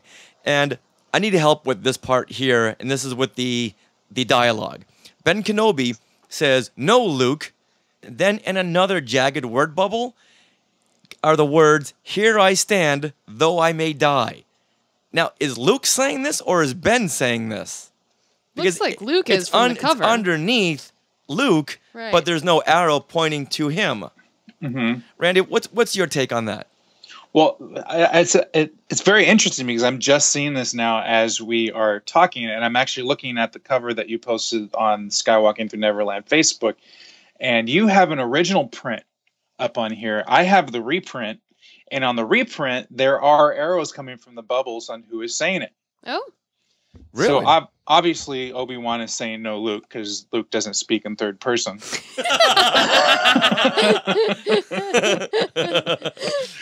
He's not running as a Luke is getting upset. You raise a valid point. But in the other one, "Here I stand, though I may die," it's coming from Luke. Yeah, so he's saying that, though that doesn't make a lot of sense. But it gets to what I love about this, and some people get annoyed by this, as I've been reading all over the internet with different comic covers, is that it's false sales. Yeah, is what people get upset about. You know, with me, I don't care because I just love the artwork and it gets me excited, and that's the whole thing. And I'm coming from the point of view that that's my job, actually, is that when people see the artwork, they get excited. And for a comic book, I mean, can you lie on the cover of it? There's really no ethics guidelines towards that. I mean, you don't get in trouble for saying false things about a fictional character. It's not like you're saying false things about, real people. Darth Vader's not going to come after you for libel or anything, I guess. Right. So I just like it because it just captures the emotion. It gets me excited, and it wants me to open up this comic book and see what it's all about. And if these scenes in Darth Vader and Luke are not fighting, it's okay. It's no big deal. Says you, but to me, it ticks me off. But now Joey Pittman wrote in. So Sarah, go ahead and read this. Okay, so Joey wrote on our Facebook post, "I love Obi-Wan in the green Snuggie with that 'get off my lawn, you crazy kids' look." Man, that sums it up. Luke in the top corner looks more like Prince Adam from He-Man. Yeah, he does. Vader reminds me of something from an old pinball machine, too. This is such a great cover. Ding, ding, ding. That's one from my side. All right. That is funny. All right, now there's one here from our friend Josh Stolte, a.k.a. Jedi Schwab. Yes. And he writes, "Taken in a context that we wouldn't have known at the time, the text on the cover could mean Obi-Wan didn't want Luke to kill Vader, foreshadowing Luke's discovery of his father. Knowing that changes what this cover looks like." Okay, that's some foreshadowing there, I understand. But still, we're going back into that Luke versus Vader thing. Yeah. Yeah, and they definitely did not know that Luke and Vader were related in any way. Oh, no one did. Yeah, and then also going on that quote, that "here I stand, though I may die," it looks Which like... I say at every red light. Yeah, right? Yeah, Bill Medea thinks it comes from Obi-Wan. So Bill Medea wrote, "It's the quote from Obi-Wan that I have always remembered. It's just so unusual. I mean, people don't talk like that except maybe in some sort of Shakespearean soliloquy." It does allude to events in the film, and it also gives away, yet doesn't give away, the outcome of Obi-Wan and Vader's fight. I always thought it was Obi-Wan because what happens to him, spoiler alert. And so it wasn't until I read Bill's post that I thought, wait a minute, maybe Luke is saying this? Okay. Well, it appears I have the answer on the reprint. Luke is saying it. So That's awesome. That's yeah. So Luke says that, which doesn't make any sense. So I've answered all of your questions. Yeah, you did. Now, is there any post that really stuck out to you regarding this from the Skywalkers? You know, there's so many. I had referenced the one by Charles O'Dall about how to draw comics the Marvel way. I always love that because I loved that book. But you know, I love humor. You know, my girlfriend's a stand-up comedian, so you know, you got to kind of love the humor. Mm-hmm. And I'm trying to find the one here. I'm scrolling down, but is it Bryn McKinnon who wrote "Loving Leia's Red Shoes"? Signed, Bryn, who also likes to wear red shoes. That was almost my favorite. That's my favorite. Thank you, Bryn. It's the Bradley Roberts. Right. Said, almost want to ask why couldn't Leia just click her shoes together and just go home. I like that. I wonder if they chose to put red shoes on her because kind of matched the red. Like you have red on Darth Vader's hands, you have red in some of the wording, and it just kind of rounded out the red on the page. Sarah, you have actually a good point. The no in Luke, the no Luke. Yep. And the dye is red, and then so you have an arc going along the bottom there. Yep. And then you have an arc of red going across the top. So it's a good compositional call, Sarah. I think you were onto it. Woohoo! You know, on top of the fact that they had no idea what color her feet were at that point. Yeah, but in the previous issues, she always had white boots on. Maybe she kicked the boots off. Maybe she wants to get more comfortable. I don't know. You know what? Her boots had heels, so she kicked her heels off because she's running around being chased by stormtroopers. All right, that explains everything now. All right, now let's get into the actual comic itself. Now, 25 minutes later. There's something here that really struck me, and I'm thinking, is this in every issue? Now, Randy, look at your very first page. Okay. Our omnibus here starts with the narration. We're kind of in a hurry this issue, so pay attention. I have that too in mind. Then goes on to explain to the reader where all the characters are. Then the next narration says, so we'll take care of that little oversight right now, or else it may be too late. What the heck is going on here? What are they talking about? I don't know, but I think that I love that first line because I wrote that in my notes to talk about. It's like we're kind of in a hurry. This issue. So I almost feel like that was like a note to whoever was like supposed to be writing in the letters. Like that wasn't supposed to be in there. That was a note to you. Yeah, that was so hilariously funny. Now, the first few panels here are just Han and Leia arguing before they go into the trash compactor. And the one thing that really got to me as a kid was seeing Luke with a Dianoga tentacle wrapped around his neck. Oh. And the shadowing makes it look really creepy and scary. Mm-hmm. This is on page 65 of the omnibus. Yeah, I think it's great. That was almost my favorite panel. There was a note that Lucas had that he really wanted a monster on the Death Star.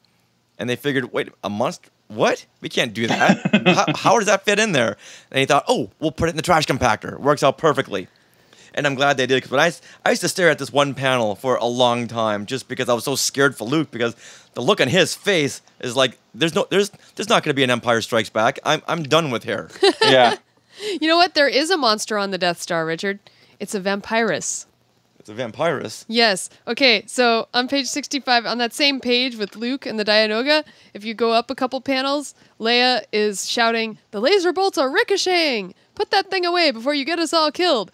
And I swear, her teeth look like they could have, what do you call it? Vampire. Yeah, she's got some fangs going. Yeah, fangs. Thank you. Yeah, and in this whole issue, her teeth just really stand out. Look at the next page. It's like, holy buckets. Who drew her teeth? You know what? You find out who drew the Vampira comic book, and there's your answer. Yep, exactly. Now, I find it really funny when Han says, when talking about Luke, now he's being pulled back under the muck. And Leia says, yep. No, wait, he's coming back up. Uh-huh. It's great how they're trying to move the story along in one panel with a play-by-play dialogue. Well, I think that's interesting. It's like the language of comics, because it's hard to show that Luke goes down and up and down and up in the garbage. It's just hard to illustrate. So by actually narrating that, you kind of get more of a sense of what's happening. Yeah, I like, I don't know if you guys picked up on this, but on the, where you just talked about now he's being pulled back into the muck. No, wait, he's coming back up. I don't know about yours, but it said, "It's let him go." Oh. I believe it does. S. You know what? It has, maybe it's supposed to be "it has let him go," but Yeah, but it's totally unnecessary grammar-wise. Yeah, totally. Interesting. I guess when you're in a trash compactor and all hope is lost, the grammar goes out the window. Exactly. Now, I've always loved this about the Marvel comics in that you see a lot of the publicity stills drawn into the panels. And there's one right here on our page 47 when the stormtroopers have opened the door. 67? 67, yeah. Have opened the doors to R2 and 3PO in that closet. And the stormtroopers are saying, blast, it's just a pair of droids. What I never got was that 3PO tells the troopers where everyone's heading for. What? Why would he give them up like that? If you hurry, you might catch them. Maybe because they're probably it's a hole. But I guess you would have to figure that he figures that they already know there's something going on in the prison level, and so if he's just informing them of already know, and he's just a droid, they're not going to think he knows anything. Or you can not say anything and hope they don't know it. Yeah, no other droids ever in Star Wars are babbling on. He can just say, I got no idea. We walked into the closet, door closed behind us, and that's the end of the story. And then, now moving forward here, Luke tells 3PO while instructing him to turn off the garbage mashers. Now he says to 3PO, for heaven's sake, where are you? Now, I find it interesting that there is a heaven and hell in the Star Wars universe. Oh. Now, what do you suppose they're like? I know it's a tangent. If you're not prepared for this, I can come back to it. That's a nice rhetorical question for our most fans tweetwalkers. would think that hell is Otoh-Gunga. Or Mustafar. Well, that if you're being literal to fire and stuff, but I'm saying most fans would think that hell is Otoh-Gunga with Jar Jar and all of his brothers and sisters running around you. I gotcha. Okay. I don't recall them ever mentioning the word heaven in Star Wars or any kind of EU, but I guess right now, there you go. Force. There you go. Okay. Yeah. So there's a heaven and there's a hell. Well, I'm more curious to why about to be squashed into a pulp, why he cares where 3PO is. Yeah. I'm about to die, but where are you? Just so I can make notes from my journal. So let's take a breather right now and hear from one of our other podcasting friends. Crisis for the geek kind. Top geek officials admit they underestimated the hipsters' defense capability. Join the geek revolution and save the galaxy. Geeks from all over the globe are joining up to fight for the future. They're doing their part. Are you? Want to know more? Join Weeby Geeks and the Geek Revolution and save the world. Service guarantees citizenship. Listen to Weeby Geeks podcast on iTunes and Stitcher or online at WeebyGeeks.net. Weeby Geeks, your voice for the Geek Revolution. Want to know more? And now back with Randy Martinez, Star Wars artist, on Classic Marvel Star Wars comic, issue number 4. In Battle with Darth Vader. But I think this trash compactor sequence is drawn beautifully.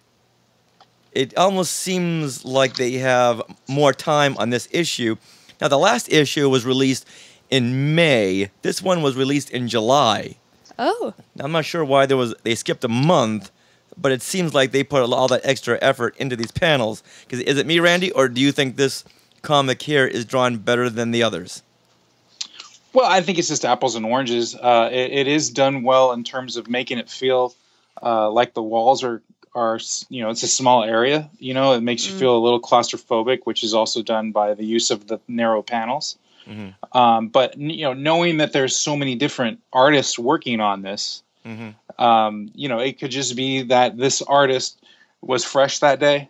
Right. Got some sleep or something the night before, but they're it's just knowing this now, and I'm looking through these a second time, I can totally see almost like per page where there's a different artist, even sometimes per cell. Wow. It almost looks like they have someone on just shading and lighting. Because there's more lighting and contrast than I've ever seen before. Especially with the blue stormtroopers. Yeah. Some of that is the colorist, but in terms of the drawn black line, that's just the artist who's working on it at the time. Right. Okay. You know, something popped out to me on page 69 of the omnibus. It's the page that starts with Ben Kenobi turning down all the power, the tractor beam powers. On the bottom left of that page, you have Han blasting a Dianoga leg that apparently got outside of the trash compactor. Yeah. What's up with that? It's funny to bring this up because this is my vote for my favorite panel in this issue. Because you have this tentacle reaching out of the trash compactor, about to reach around Han's leg, and I've always wanted to see that in the movie. Yeah. When I saw that panel, I was like, wait, did I miss something in the movie? Well, in the movie, you hear just the noise of it. Right. We don't ever see it again. Oh. In the movie, it's just that one puppet. Or now the CG. Well, what's interesting is that, doing the research, these guys were working off of the script. And so does that mean that this was originally in the script, that one of the tentacles comes out after them? Maybe. Or the script could have just said that they hear something behind them and Han takes a shot and someone just took it a step further. Yeah, that could have been it. Yeah. Now, right after this scene, when the heroes are looking down at the Millennium Falcon in the hangar bay, Han says, now catch this, kid, getting back to the Falcon is going to be like flying through the 5 fire rings of Fornax. What? I wrote that down too as a note. Now, did you do any research on this? Well, we found a little something. Oh. Yeah, we got this from Wikipedia. So it's true. Exactly. Every word of it. It says, the fire rings of Fornax, also known as the 5 fire rings of Fornax, were one of the natural wonders of the galaxy, in which the planet Fornax appeared to be encircled by 5 rings of intense fire. Pirates were known to duel to the death within the rings so that no combatant could ever escape unburned. So around this planet of Fornax, you have all these rings. It says further down in the entry that Han Solo has flown through these 5 fire rings of Fornax and in some of his pirate games. Interesting. So I guess it's almost like Geonosis how it has all those asteroids floating around it to form that big ring. I'm guessing it's the same concept, but instead of asteroids, it has fire. Because fire burns in space. Must be a special kind of fire. Yeah. Let's put this in context, though. Okay. Timeline-wise, Wikipedia and the time that this was written. As a reader, think of it as a reader. You're like, what? I know what fire is. I know what the number 5 is. I know what a ring is. What is a Fornax? I'm sorry. I misspoke. It's the 5 fire rings of Forp. Uh-oh. All right, now let's get to the lightsaber battle between Vader and Ben. I love this. This is I could not pick a single favorite panel because I love from where Obi-Wan says you to where he's struck down, and Vader's playing with his cape with his lightsaber. And I love all of them, how they work together. It captures action, it captures the fire and the fury and the emotion, and it's just done. It's done with a lot of care. I just wish they had colored Ben's lightsaber blue. Well, they didn't know what color it was. Well, at this point, the movie's already been out. They should have had more stills, but it's a small nitpick. But the rest of it is just very, very dynamic. Especially when the 2 lightsabers hit each other, there's just a loud crack that you just hear in your head. Yeah. Well, back to just real quick, a comment on the lightsaber color. Think of this. Okay, they started from number 1 with red lightsabers across the board. Right. Should you switch Obi-Wan's to blue all of a sudden, that actually creates a lot more questions than are really necessary from the reader. So you might as well just leave it red through the whole thing. If I was the editor, that's what I would say. And I bet you anything that question came up around the round table when they were writing this. That's a good point.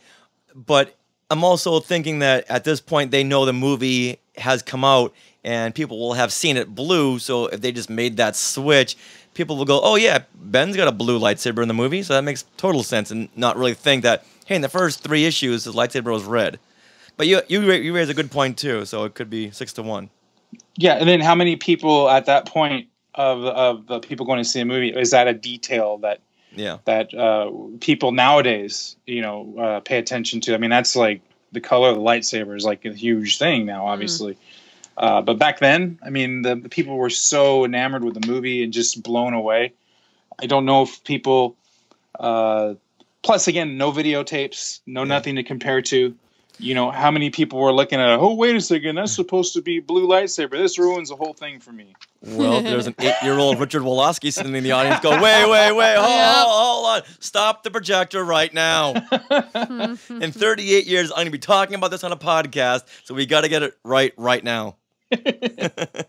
Now, there was one line in here which I'm so glad was cut from the final film, and Alec Guinness says to Vader, "You perceive its full power as little as a spoon perceives the taste of food when talking about the Force." What does that mean? What is going on there? Sarah? Oh my gosh. A spoon, as little as a spoon perceives the taste of food. Yeah, that's a weird metaphor. You're equating Lord Vader, you know as much about the Force as a spoon does about the taste of food. Why didn't Vader go, oh, hold on, stop. What are you talking about? Well, Let's just stop this whole battle. I guess that I actually chose that as my favorite line. because there's so much comedy to it.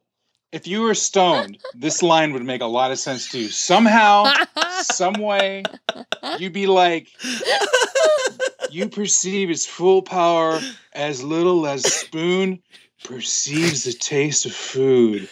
Yeah, man. That's heavy. That Obi-Wan, man. I want to see Cheech and Chong do this sketch. Wow. You perceive full power as little as a spoon perceives taste of food. Yeah, man.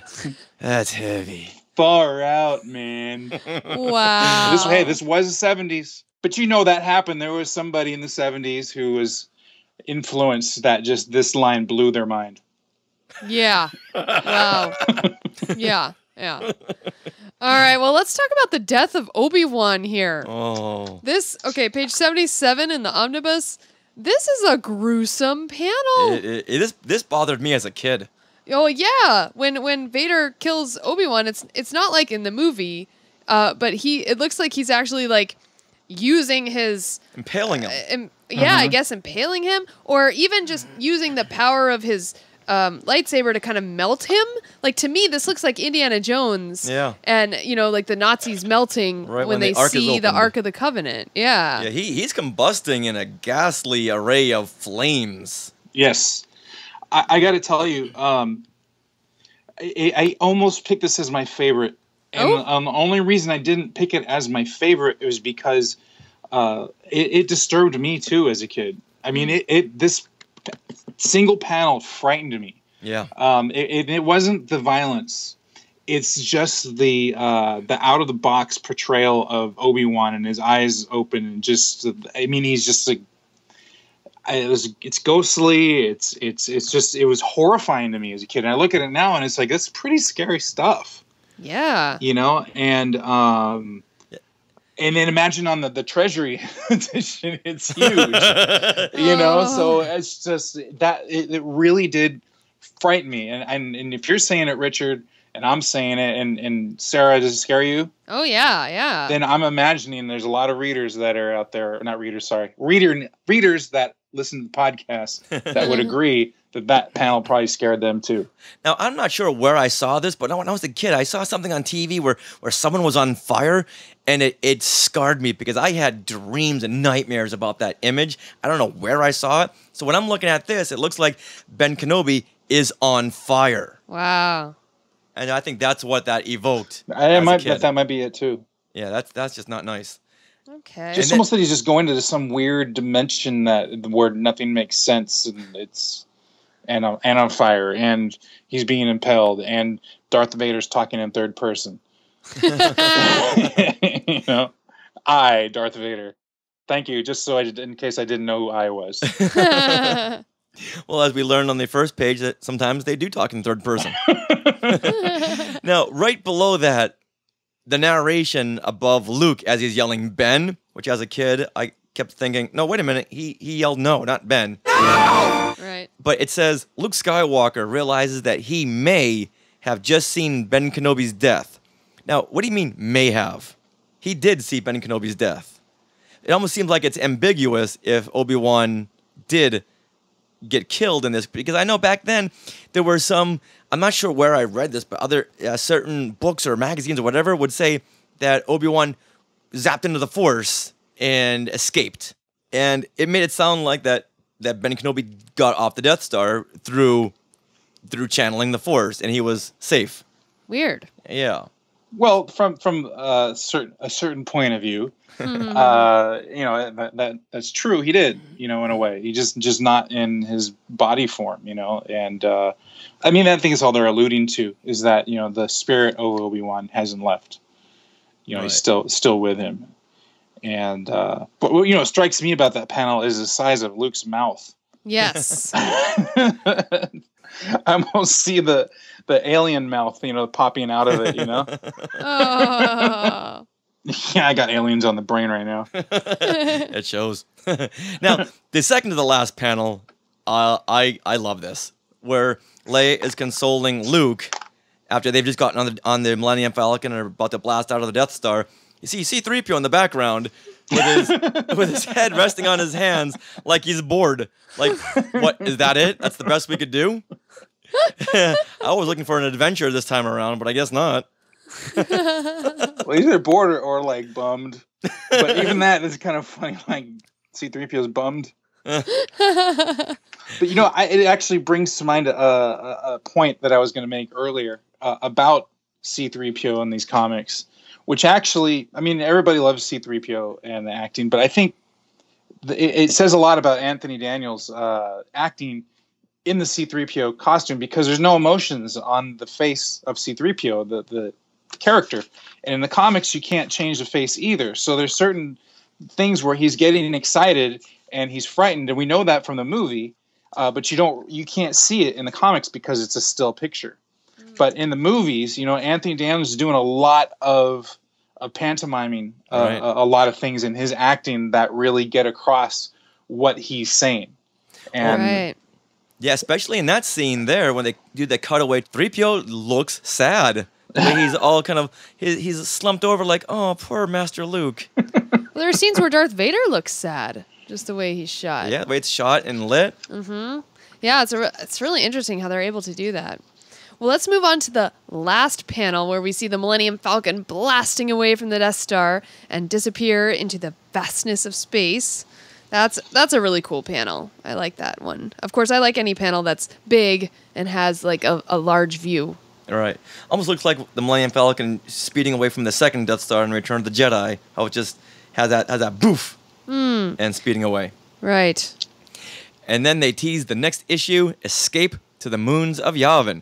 But as the last few issues have shown us, they will change the title of that issue. And in this case, they change it to Lo, the Moons of Yavin. Bringing back that Shakespearean. Lo, L-O.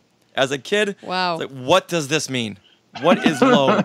You just said it was Escape to the Moons. Now it's Lo. That the same thing? That's the next episode. Okay, I'm getting too far. Now, Randy, after all has been said and done, I know we've talked about favorite lines and lines that really stuck out, but what is your ultimate favorite line of dialogue in issue number 4 here? In I was serious about that line being my favorite, with the spoon and all that, just because I'm just weird like that. Okay. I just it's so different and so out of left field, and I see what he's trying to say. It just makes it even more interesting to me. The lines that are in here that are in the movie, there's just straight across. It doesn't do a whole lot in terms of making it my favorite line. But this one, there's absolutely no reference to the movie. There's nothing like it. And it just stands out as very, very interesting to me. Nice. Sarah, how about you?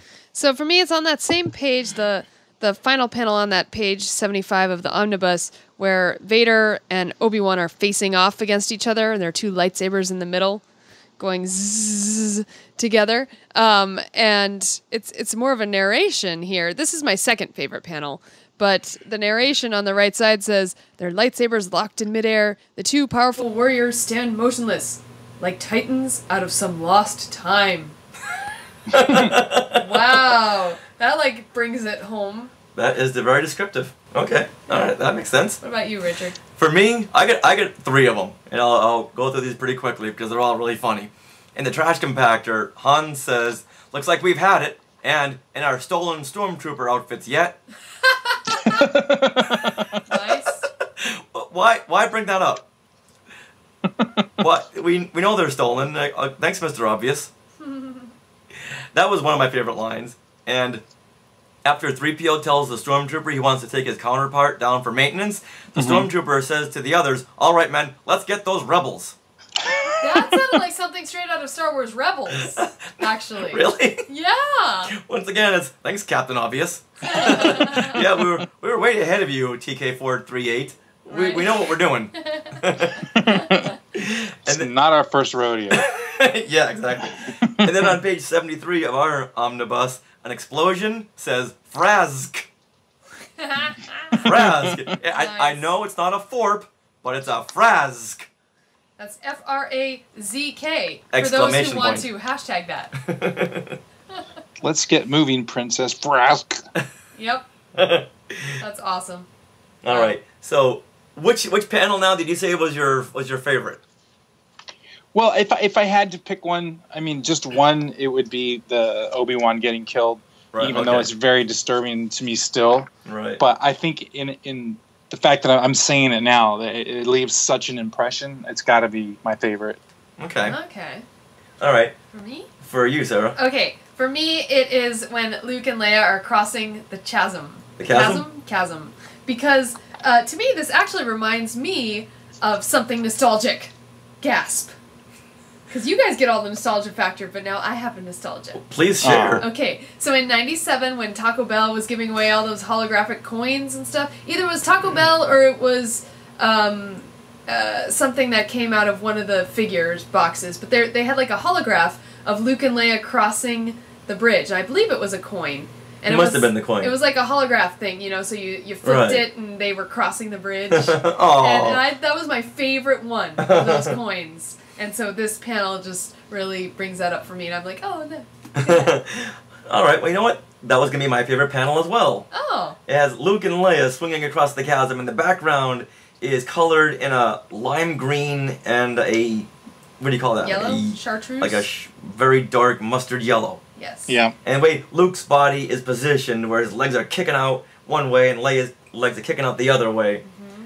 I love that panel. To me, I always try to get my Kenner action figures to do that. Never worked. Never ever worked. Well, I don't know if you noticed in that panel, it suggests that Luke made it across because of using the Force, because they point out that if he doesn't get the arc correct, the slightest miscalculation, they will miss the opposite. I mean, the movie doesn't really suggest that at all. Not at all. But I also want to point out on there that we are completely glossing over the image of the two of them kissing. Yeah. We were going to want to bring that one up, but yeah. All right, Randy. Randy, go ahead. Say it. It's just, you know, the thing that strikes out is just never the colors, you know, the purple and the red. They're so passionate colors. Oh. But the thing is that she says for luck, but he's saying what? Right? But look at him. It's not. It looks like he's like the one leaning into her, going like what? With the mouth open. It does. Oh, it's an open mouth kiss, Randy. Why did you say that? Yeah, but a first kiss, even if they aren't brother and sister, which they don't know in context, you know. Right. I mean, I know that as a guy, you don't first kiss. You don't just go in with your mouth open. No. Yeah, no, you don't do that at all. I've got lots to learn. Oh my goodness. Yeah, that's really interesting you bring up the colors there, because yeah, it totally is very passionate Valentine's colors. When everything else around it, like Richard pointed out, was green and mustard, and then all of a sudden, oh, it's blue passion. Well, it has that red background, which denotes danger. So maybe Howard Chaykin knew something that we didn't. But hey, there you go. Careful, that's your sister. Don't use too much tongue. Oh. Yeah, so... Alright, so aside from that dialogue of reaching out to Han's leg, I think this is my favorite panel right here. With Luke and Leia swinging across the chasm. They can't see you go, this one. Yeah. Yes, Luke Is and that a Leia. video podcast? Now, in this issue, Randy, what sticks out to you? Is there one thing that just said, hey, Randy, look at me? I think just the everything speeding up. Yeah. You know, and the actions is finally kicking in, and there's not a whole lot of slowdown time in any of these panels. It's really go go go. The only time we get that is when Obi-Wan is shutting down the tractor beam and they're walking away. Yeah. And as a kid, I would never have thought that Han and Leia would get together because it looks like he really, really dislikes her. Yeah. You know what happens when guys yell at girls? What that really means. Oh, yeah. Trying to get their attention. Mhm. Pull their hair saying carrots. Exactly. Carrots. That's from Anne of Green Gables. My girlfriends will get it. Right, girlfriends? Well, it's a testament to the acting in the movie, too, you know, because what you're saying, Richard, is absolutely true. And I think Harrison Ford and Carrie Fisher play that off really well. But I'm just saying in the comics here, I mean, he's like gritting his teeth at her and growling at her. And that's like, there's some contempt there, you know? So, but the overall feel of it beyond that is just that I think that the action is going up. I think the artists themselves, whether it's 2 artists or 5 artists, we don't know. We'll never know. They're getting into it. Right. You know, they're really getting into it, and I think no more place than the lightsaber duel. Yeah. You know, and I think as we look through the last 2 issues of the movie, we're gonna see that the artists are really starting to get into this now. Cool. Yeah, for me, 3PO has never looked so good. Like, he looks spot on. Yeah, the last couple of issues, he's been kind of out there, but yeah, you're right. He looks more like C-3PO than ever before. And he's not bending in weird places that 3PO doesn't bend. Except for when he has his hands. Yeah, I was gonna say. Yeah, unfortunately, we just can't say the same for Chewbacca. He's not there just yet. Yeah. Yeah, this is not Peter Mayhew in this suit. This is like Hulk Hogan, circa 1982. Yeah, I mean, he's getting close. I think they've gotten a caricature of him kind of going. Yeah, that's a good way to put that. But I don't know. Maybe do you remember that there were many pictures of him around of Chewbacca? Or? Yeah, well, one of the first publicity stills was the one where Luke and Han, dressed as stormtroopers, are marching Chewie to the elevator on the Death Star, and then there were a few others after that. Well, that would be a very good question for if any listeners are out there and they ever meet any of the artists that work on this, and just don't say anything. Why did Chewbacca look so lousy? Don't say anything like that. Just say it seemed like there was really good references for all the characters, except for Chewbacca's look changes all the time. And if you can find any other information about why that is, I'd be very interested to hear. Yeah. Right. Now, before we wrap things up, are there any last comments about issue number 4? Just that I'm having a ball with you guys, and I'm so happy that the fans are really loving this section, and I just can't wait for the next issue to come along and we start working on that one. Yeah, and a big shout out to all the people we had met at D23 Expo that came over to me and said how much they were loving this vintage look. Yeah.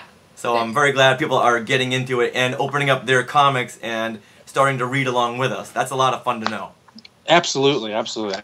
This is a great idea you guys had, and I thank you so much for making me a part of it. Well, I can't wait for issue number 5. I can't wait for issue number 7 when we get into the expanded universe. Oh. And we meet Jackson, the green bunny rabbit. Yeah. Who I love. I love Jackson. Oh, I love me some Jackson.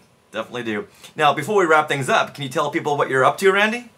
Well, right now I can tell you that I am. All I can tell you is I'm working on an Aliens project with Upper Deck.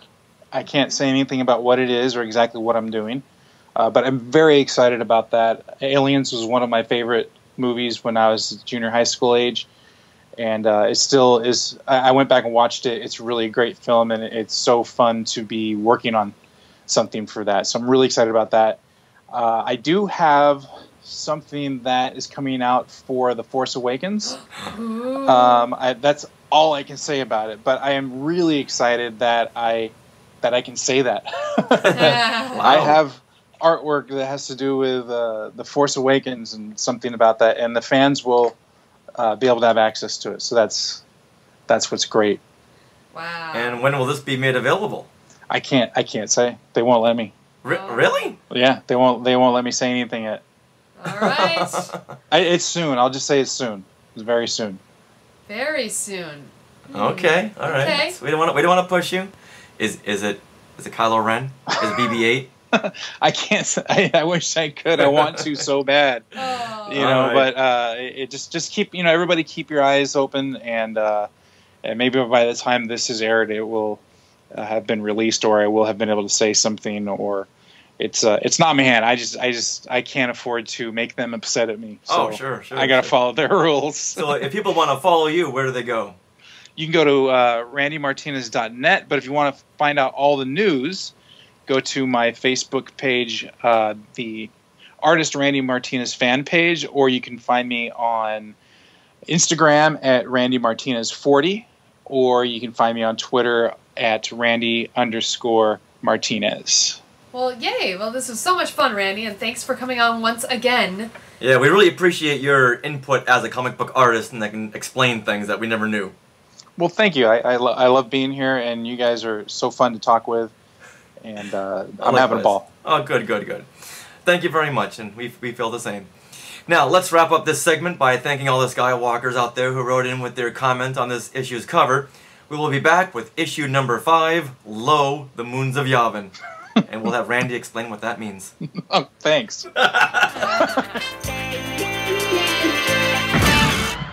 I'm loving those Star Wars Marvel comic segments, and I'm glad all you Skywalkers are too, because you've been writing and telling us how much you've been enjoying it. So I'm really glad, because we really wanted to make sure that everyone knew about these new comics before you went to go read the new Marvel Star Wars comics. Yeah, it almost could be its own podcast, but we just we didn't want to do that. We'll just put everything on Skywalking because we have segments. Yeah, so I want to thank all those of you who did write in and say how much you were enjoying them. Or tweet at us, whatever. Yeah, and we love it when you tweet at us, once again, at Skywalking Pod. Yeah, and you know what? If you have a specific question you want to ask Randy about any of these comics or about comics in general, please let us know. And now, where we are going to be. We are going to be a lot of places, so we want to just give you a rundown of all those events. And as announced last week, we have a new exclusive button that is on its way to us. We ordered it, Richard. It's coming. The BB-8. It's coming. So BB-8 soon, button. Soon, look on Instagram and Twitter and everywhere. I'll be posting the actual button that's made and right there. So you can look at it for yourself. And it's, of course, the BB-8 design with Mickey ears. So it's almost like the hidden BB-8 within the Mickey ears. Kind of, although BB-8 is like the first thing Front you and see. center, yeah. Yes. Well, you can only get this button for free if you come to one of our many meetups over the next several months. And by several months, I mean we're planned out till April next year. So let's run down where we're going to be. Okay. November 16th, 2015, the Avengers Half Marathon Weekend at Downtown Disney in Anaheim, California. Yes, we will be doing a meetup on that day. So we are excited, and we have an event on our Facebook page. Just to give you a heads up, most likely at the Trader Sam's. Yep, that area, that Trader right Sam's. in downtown Disney. Yes, so you do not have to have a ticket to join us. You do not have to be running the half marathon or any events that weekend. You just need to be in town. But just be aware that after these meetups, we may want to go into the parks. Oh, and ride Star Tours. Because that's kind of a fun thing, and take a group picture. And for that, you will need a ticket. Okay. All right. Next, December 30th, 2015. Oh, let's watch The Force Awakens together at Downtown Disney in Anaheim. This is going to be a fun day. It'll be in the evening, so probably the 7 p.m. show. And depending on how many people want to join us, which right now I think it's like 50 plus, we might get to rent out a whole theater. Now, as the date gets closer, we will be putting ticket info on all our social media channels and all of that so you can buy tickets for you and your family to come, because this is definitely a family event depending on, what age your kids are and whether you would like them to see The Force Awakens. Now, by this point, we're assuming we'll all have seen The Force Awakens by then, because this is a full, half month after December 18th? But this will just be a fun viewing for Skywalkers to watch all together with camaraderie, because that's like our favorite thing about this podcast. Oh, can you imagine if someone comes in and they haven't seen The Force Awakens yet? Oh my goodness. Just being able to see it through their eyes. Yeah, that's would be true. so much fun. So as of now, we have 51 people attending. And 27 maybes. Wow. Now let's move on to just a couple weeks later, January 16th, 2016, the Star Wars Half Marathon weekend will be happening at Disneyland in Anaheim. Also, we're pretty much certain that Season of the Force will be beginning by then. Oh, yes. Yes. Now, that's rumor. That's not a rumor. That's just common sense. Like, why wouldn't they start it then? And so that, Richard, is also your birthday. Mm-hmm. So we will also be having a meetup there. We can all ride Hyperspace Mountain together for my birthday. Oh! Just sing happy birthday as we're going along the roller coaster. Fun. Although I'll have Star Wars music playing though too. I'm excited. Okay, that takes precedence. Yeah. Okay, so yes. So once again, we'll probably have this at the Trader Sam's area in downtown Disney, where you do not need a ticket. However, afterwards, we will be traipsing over to the parks and riding a ride together, because that's just what we do. Dang straight. And now, April 14th through 17th, 2016, will be the Star Wars Half Marathon meetup at Walt Disney World in Orlando, Florida. Yes. Once again, this will be on outside of a park, so you don't need a ticket. And we're so excited. We just signed up for the 5K. We weren't able to get into the Dark Side Challenge yet, but that's next. And Dark Side Challenge is doing the 5, 10, and half marathon? The Dark Side Challenge is just the 10 and the half marathon. Okay. Yeah. And why weren't we signed up for that? Because the annual pass holder signups were like really full already, like on the dot of 9 a.m. But they're going to open it again next week. They're going to open it again next week. Okay. So we'll just have to be on it, because this thing will sell out. Okay, good deal. We'll be there. Okay. But we're excited to see you all, and I know several Skywalkers who live over in Florida are super excited to come to this meetup. And as soon as we're confirmed for that Dark Side Challenge, we'll be creating a Facebook event next week. And figuring out what prize we're going to give one lucky Skywalker who goes to both coast-to-coast meetups. Yes. Now, what if there's more than just one Skywalker who go? Then they fight for it. I was going to say, we need to like a trivia challenge. Something. We'll figure out something. Okay. Or maybe have like the runner-up, and we'll figure it out. We have a lot of prizes back here. We get boxes and boxes of prizes back here. But everyone will get a button. Yay. That's for sure. Well, that wraps up episode 93. 93. Wow, 7 more to go until 100 of Skywalking Through Neverland. We want to put a big thank you out there to Mark Dodson, Randy Martinez, and Rob Dellinger for all the music he provides every single week. Even those times when I say, hey, Rob, I need a jingle in 3 minutes. Yeah, He's on it. He's on it. Especially Rob. that Mark Dodson jingle he did. He did that in like hours, and it's like one of the best he's ever written. Uh-huh. All right, everyone, if you want an extra special dose of us, you can go to the It's a Trap podcast. That's right. We were on there this past week talking about Darth Vader comics 1 through 6. Great discussion with a great bunch of guys. So stay tuned to all of our social media, and we'll tweet out the link to you when it is available. Now, in case you missed it, which I'm probably pretty sure you haven't, but we have a new BB-8 t-shirt design available at our TeePublic store.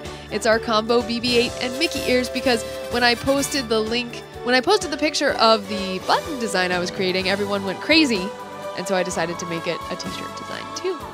So we want to thank all you Skywalkers for getting those shirts, and they are still available on our TeePublic site. And as well, when you head to our website, skywalkingthroughneverland.com, there are several ways you can support us if you like. One is to go to our TeePublic store.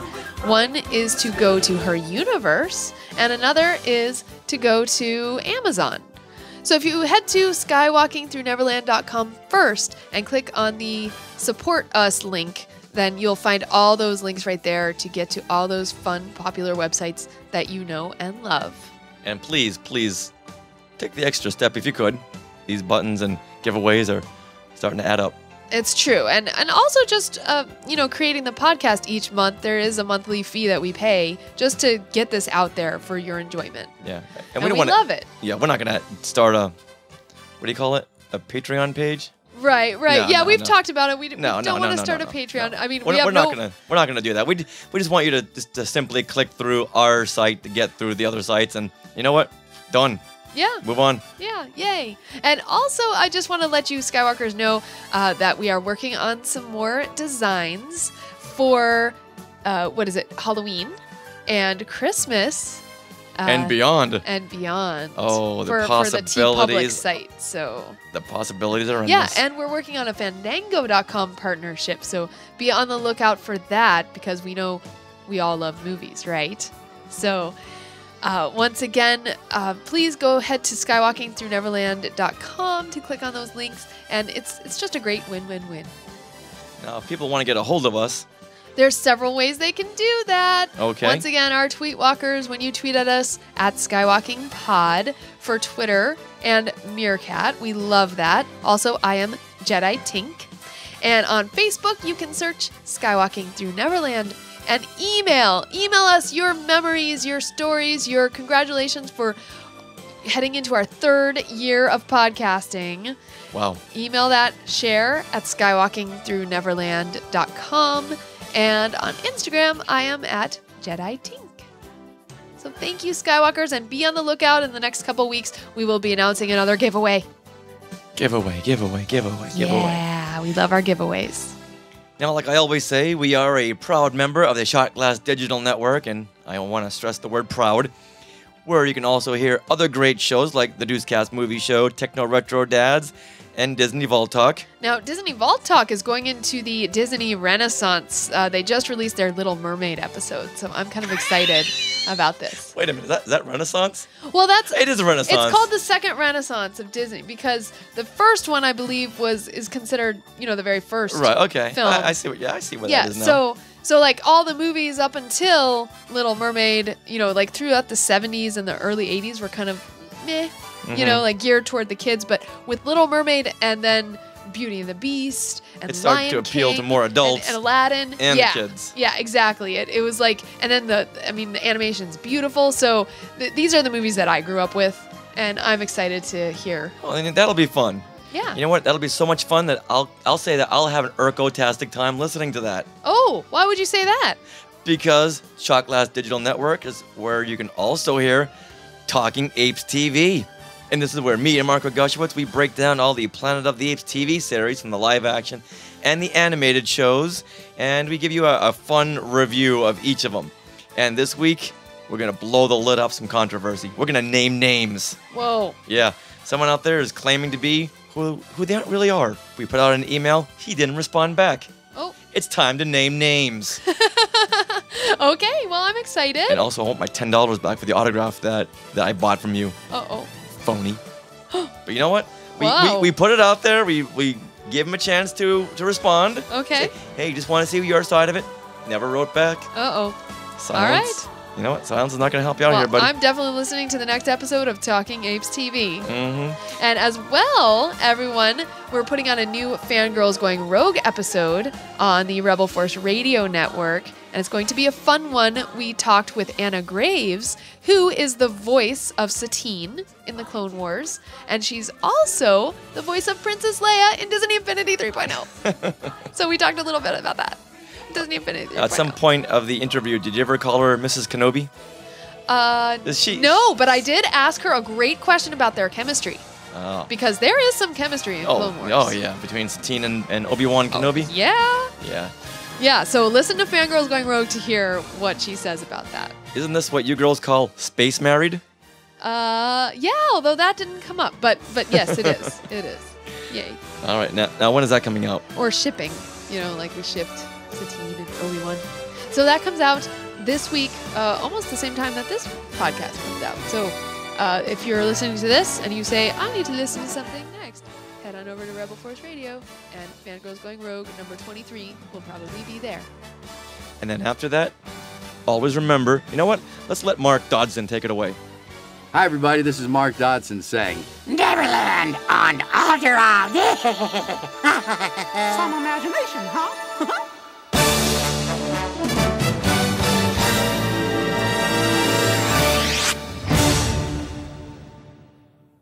To our Skywalkers and Tweetwalkers, thanks for listening. Have you left an iTunes review yet? Skywalking Through Neverland is created and produced by Richard and Sarah Woloski. Segment producers are Dave Parfit, Dave Scale, and Norma Heitman. Original music by Rob Dellinger. Creative consultant, Mark Ogashewitz. Technical advisor, Peter Heitman. Facebook administrators, Donald Wicks and Joey Pittman. Skywalking Through Neverland is intended for entertainment and information purposes only. Sounds, music, and clips played during this podcast are the property of their copyright holders. All original content is property of Skywalking Through Neverland, copyright 2015. All rights reserved.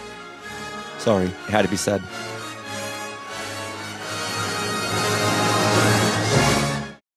Well, we're recording. Oh, we're recording? Then, Yep. Then let's do it. Put it simply, Obi-Wan smokes weed. Wait a minute, hold on. What page is that on? Spice? Maybe? You don't need to see it. You just need to listen to his words. Are you saying that because he has a green robe? Well, that could be part of it. It's a hemp robe, And in this comic, he's played by Woody Harrelson. And I have seen footage of Alec Guinness reciting this line. Really? Yeah. And I'm sure even he said, George, come on, seriously. I'll say anything else, but please don't make me say that. Well, George wrote it, so you got to wonder what was going on there. Isn't that a Christmas ornament by Hallmark? There is that. I think there is an ornament too, but there's also one in a box. I could go look at it here. I've got it. Who's it by? Oh, I don't have my glasses on. C-3PO Star Wars, C-3PO Salacious Crumb. Then I've got the Ula, the one with the little bitty Salacious and Ula. I think that's a cool one. I got the statue I've got a couple of the statues. And I've got the Disney thing, and I've got the little plush or the little the little soft beanbag. Yeah, like little, it came out in about 93 or 94. Yeah, I got one of those. Love it. Yeah, so I'm looking at him. And then, like I say, I've got a lot of drawings and paintings and macrame Salacious. No, I got a macrame. That's a macrame gremlin, Mugwai. Wow. Yeah, and then but that's it. I think that's it. That's all I have.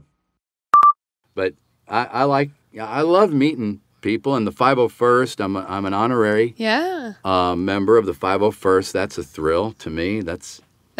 I love what the 501st does, helping kids and raising money to help children, and they're a great, wonderful bunch of people. Absolutely.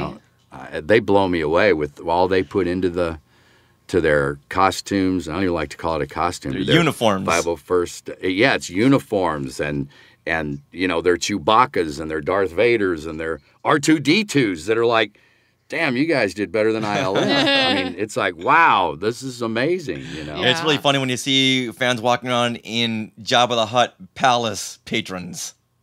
Yes. Especially those Gamorrean guards. Oh, my the goodness. Gamorrean. Oh, yeah. I've seen some Gamorrean guards that are just amazing. I don't know where they got that. They must have gotten it from the creature makers must have put out those. Yep. You know what I'm talking about? They look exactly like the Gamorrean guards from the movie. Aw, we're too cute. Okay. All right. Good. I liked that. Did that sound phony to you?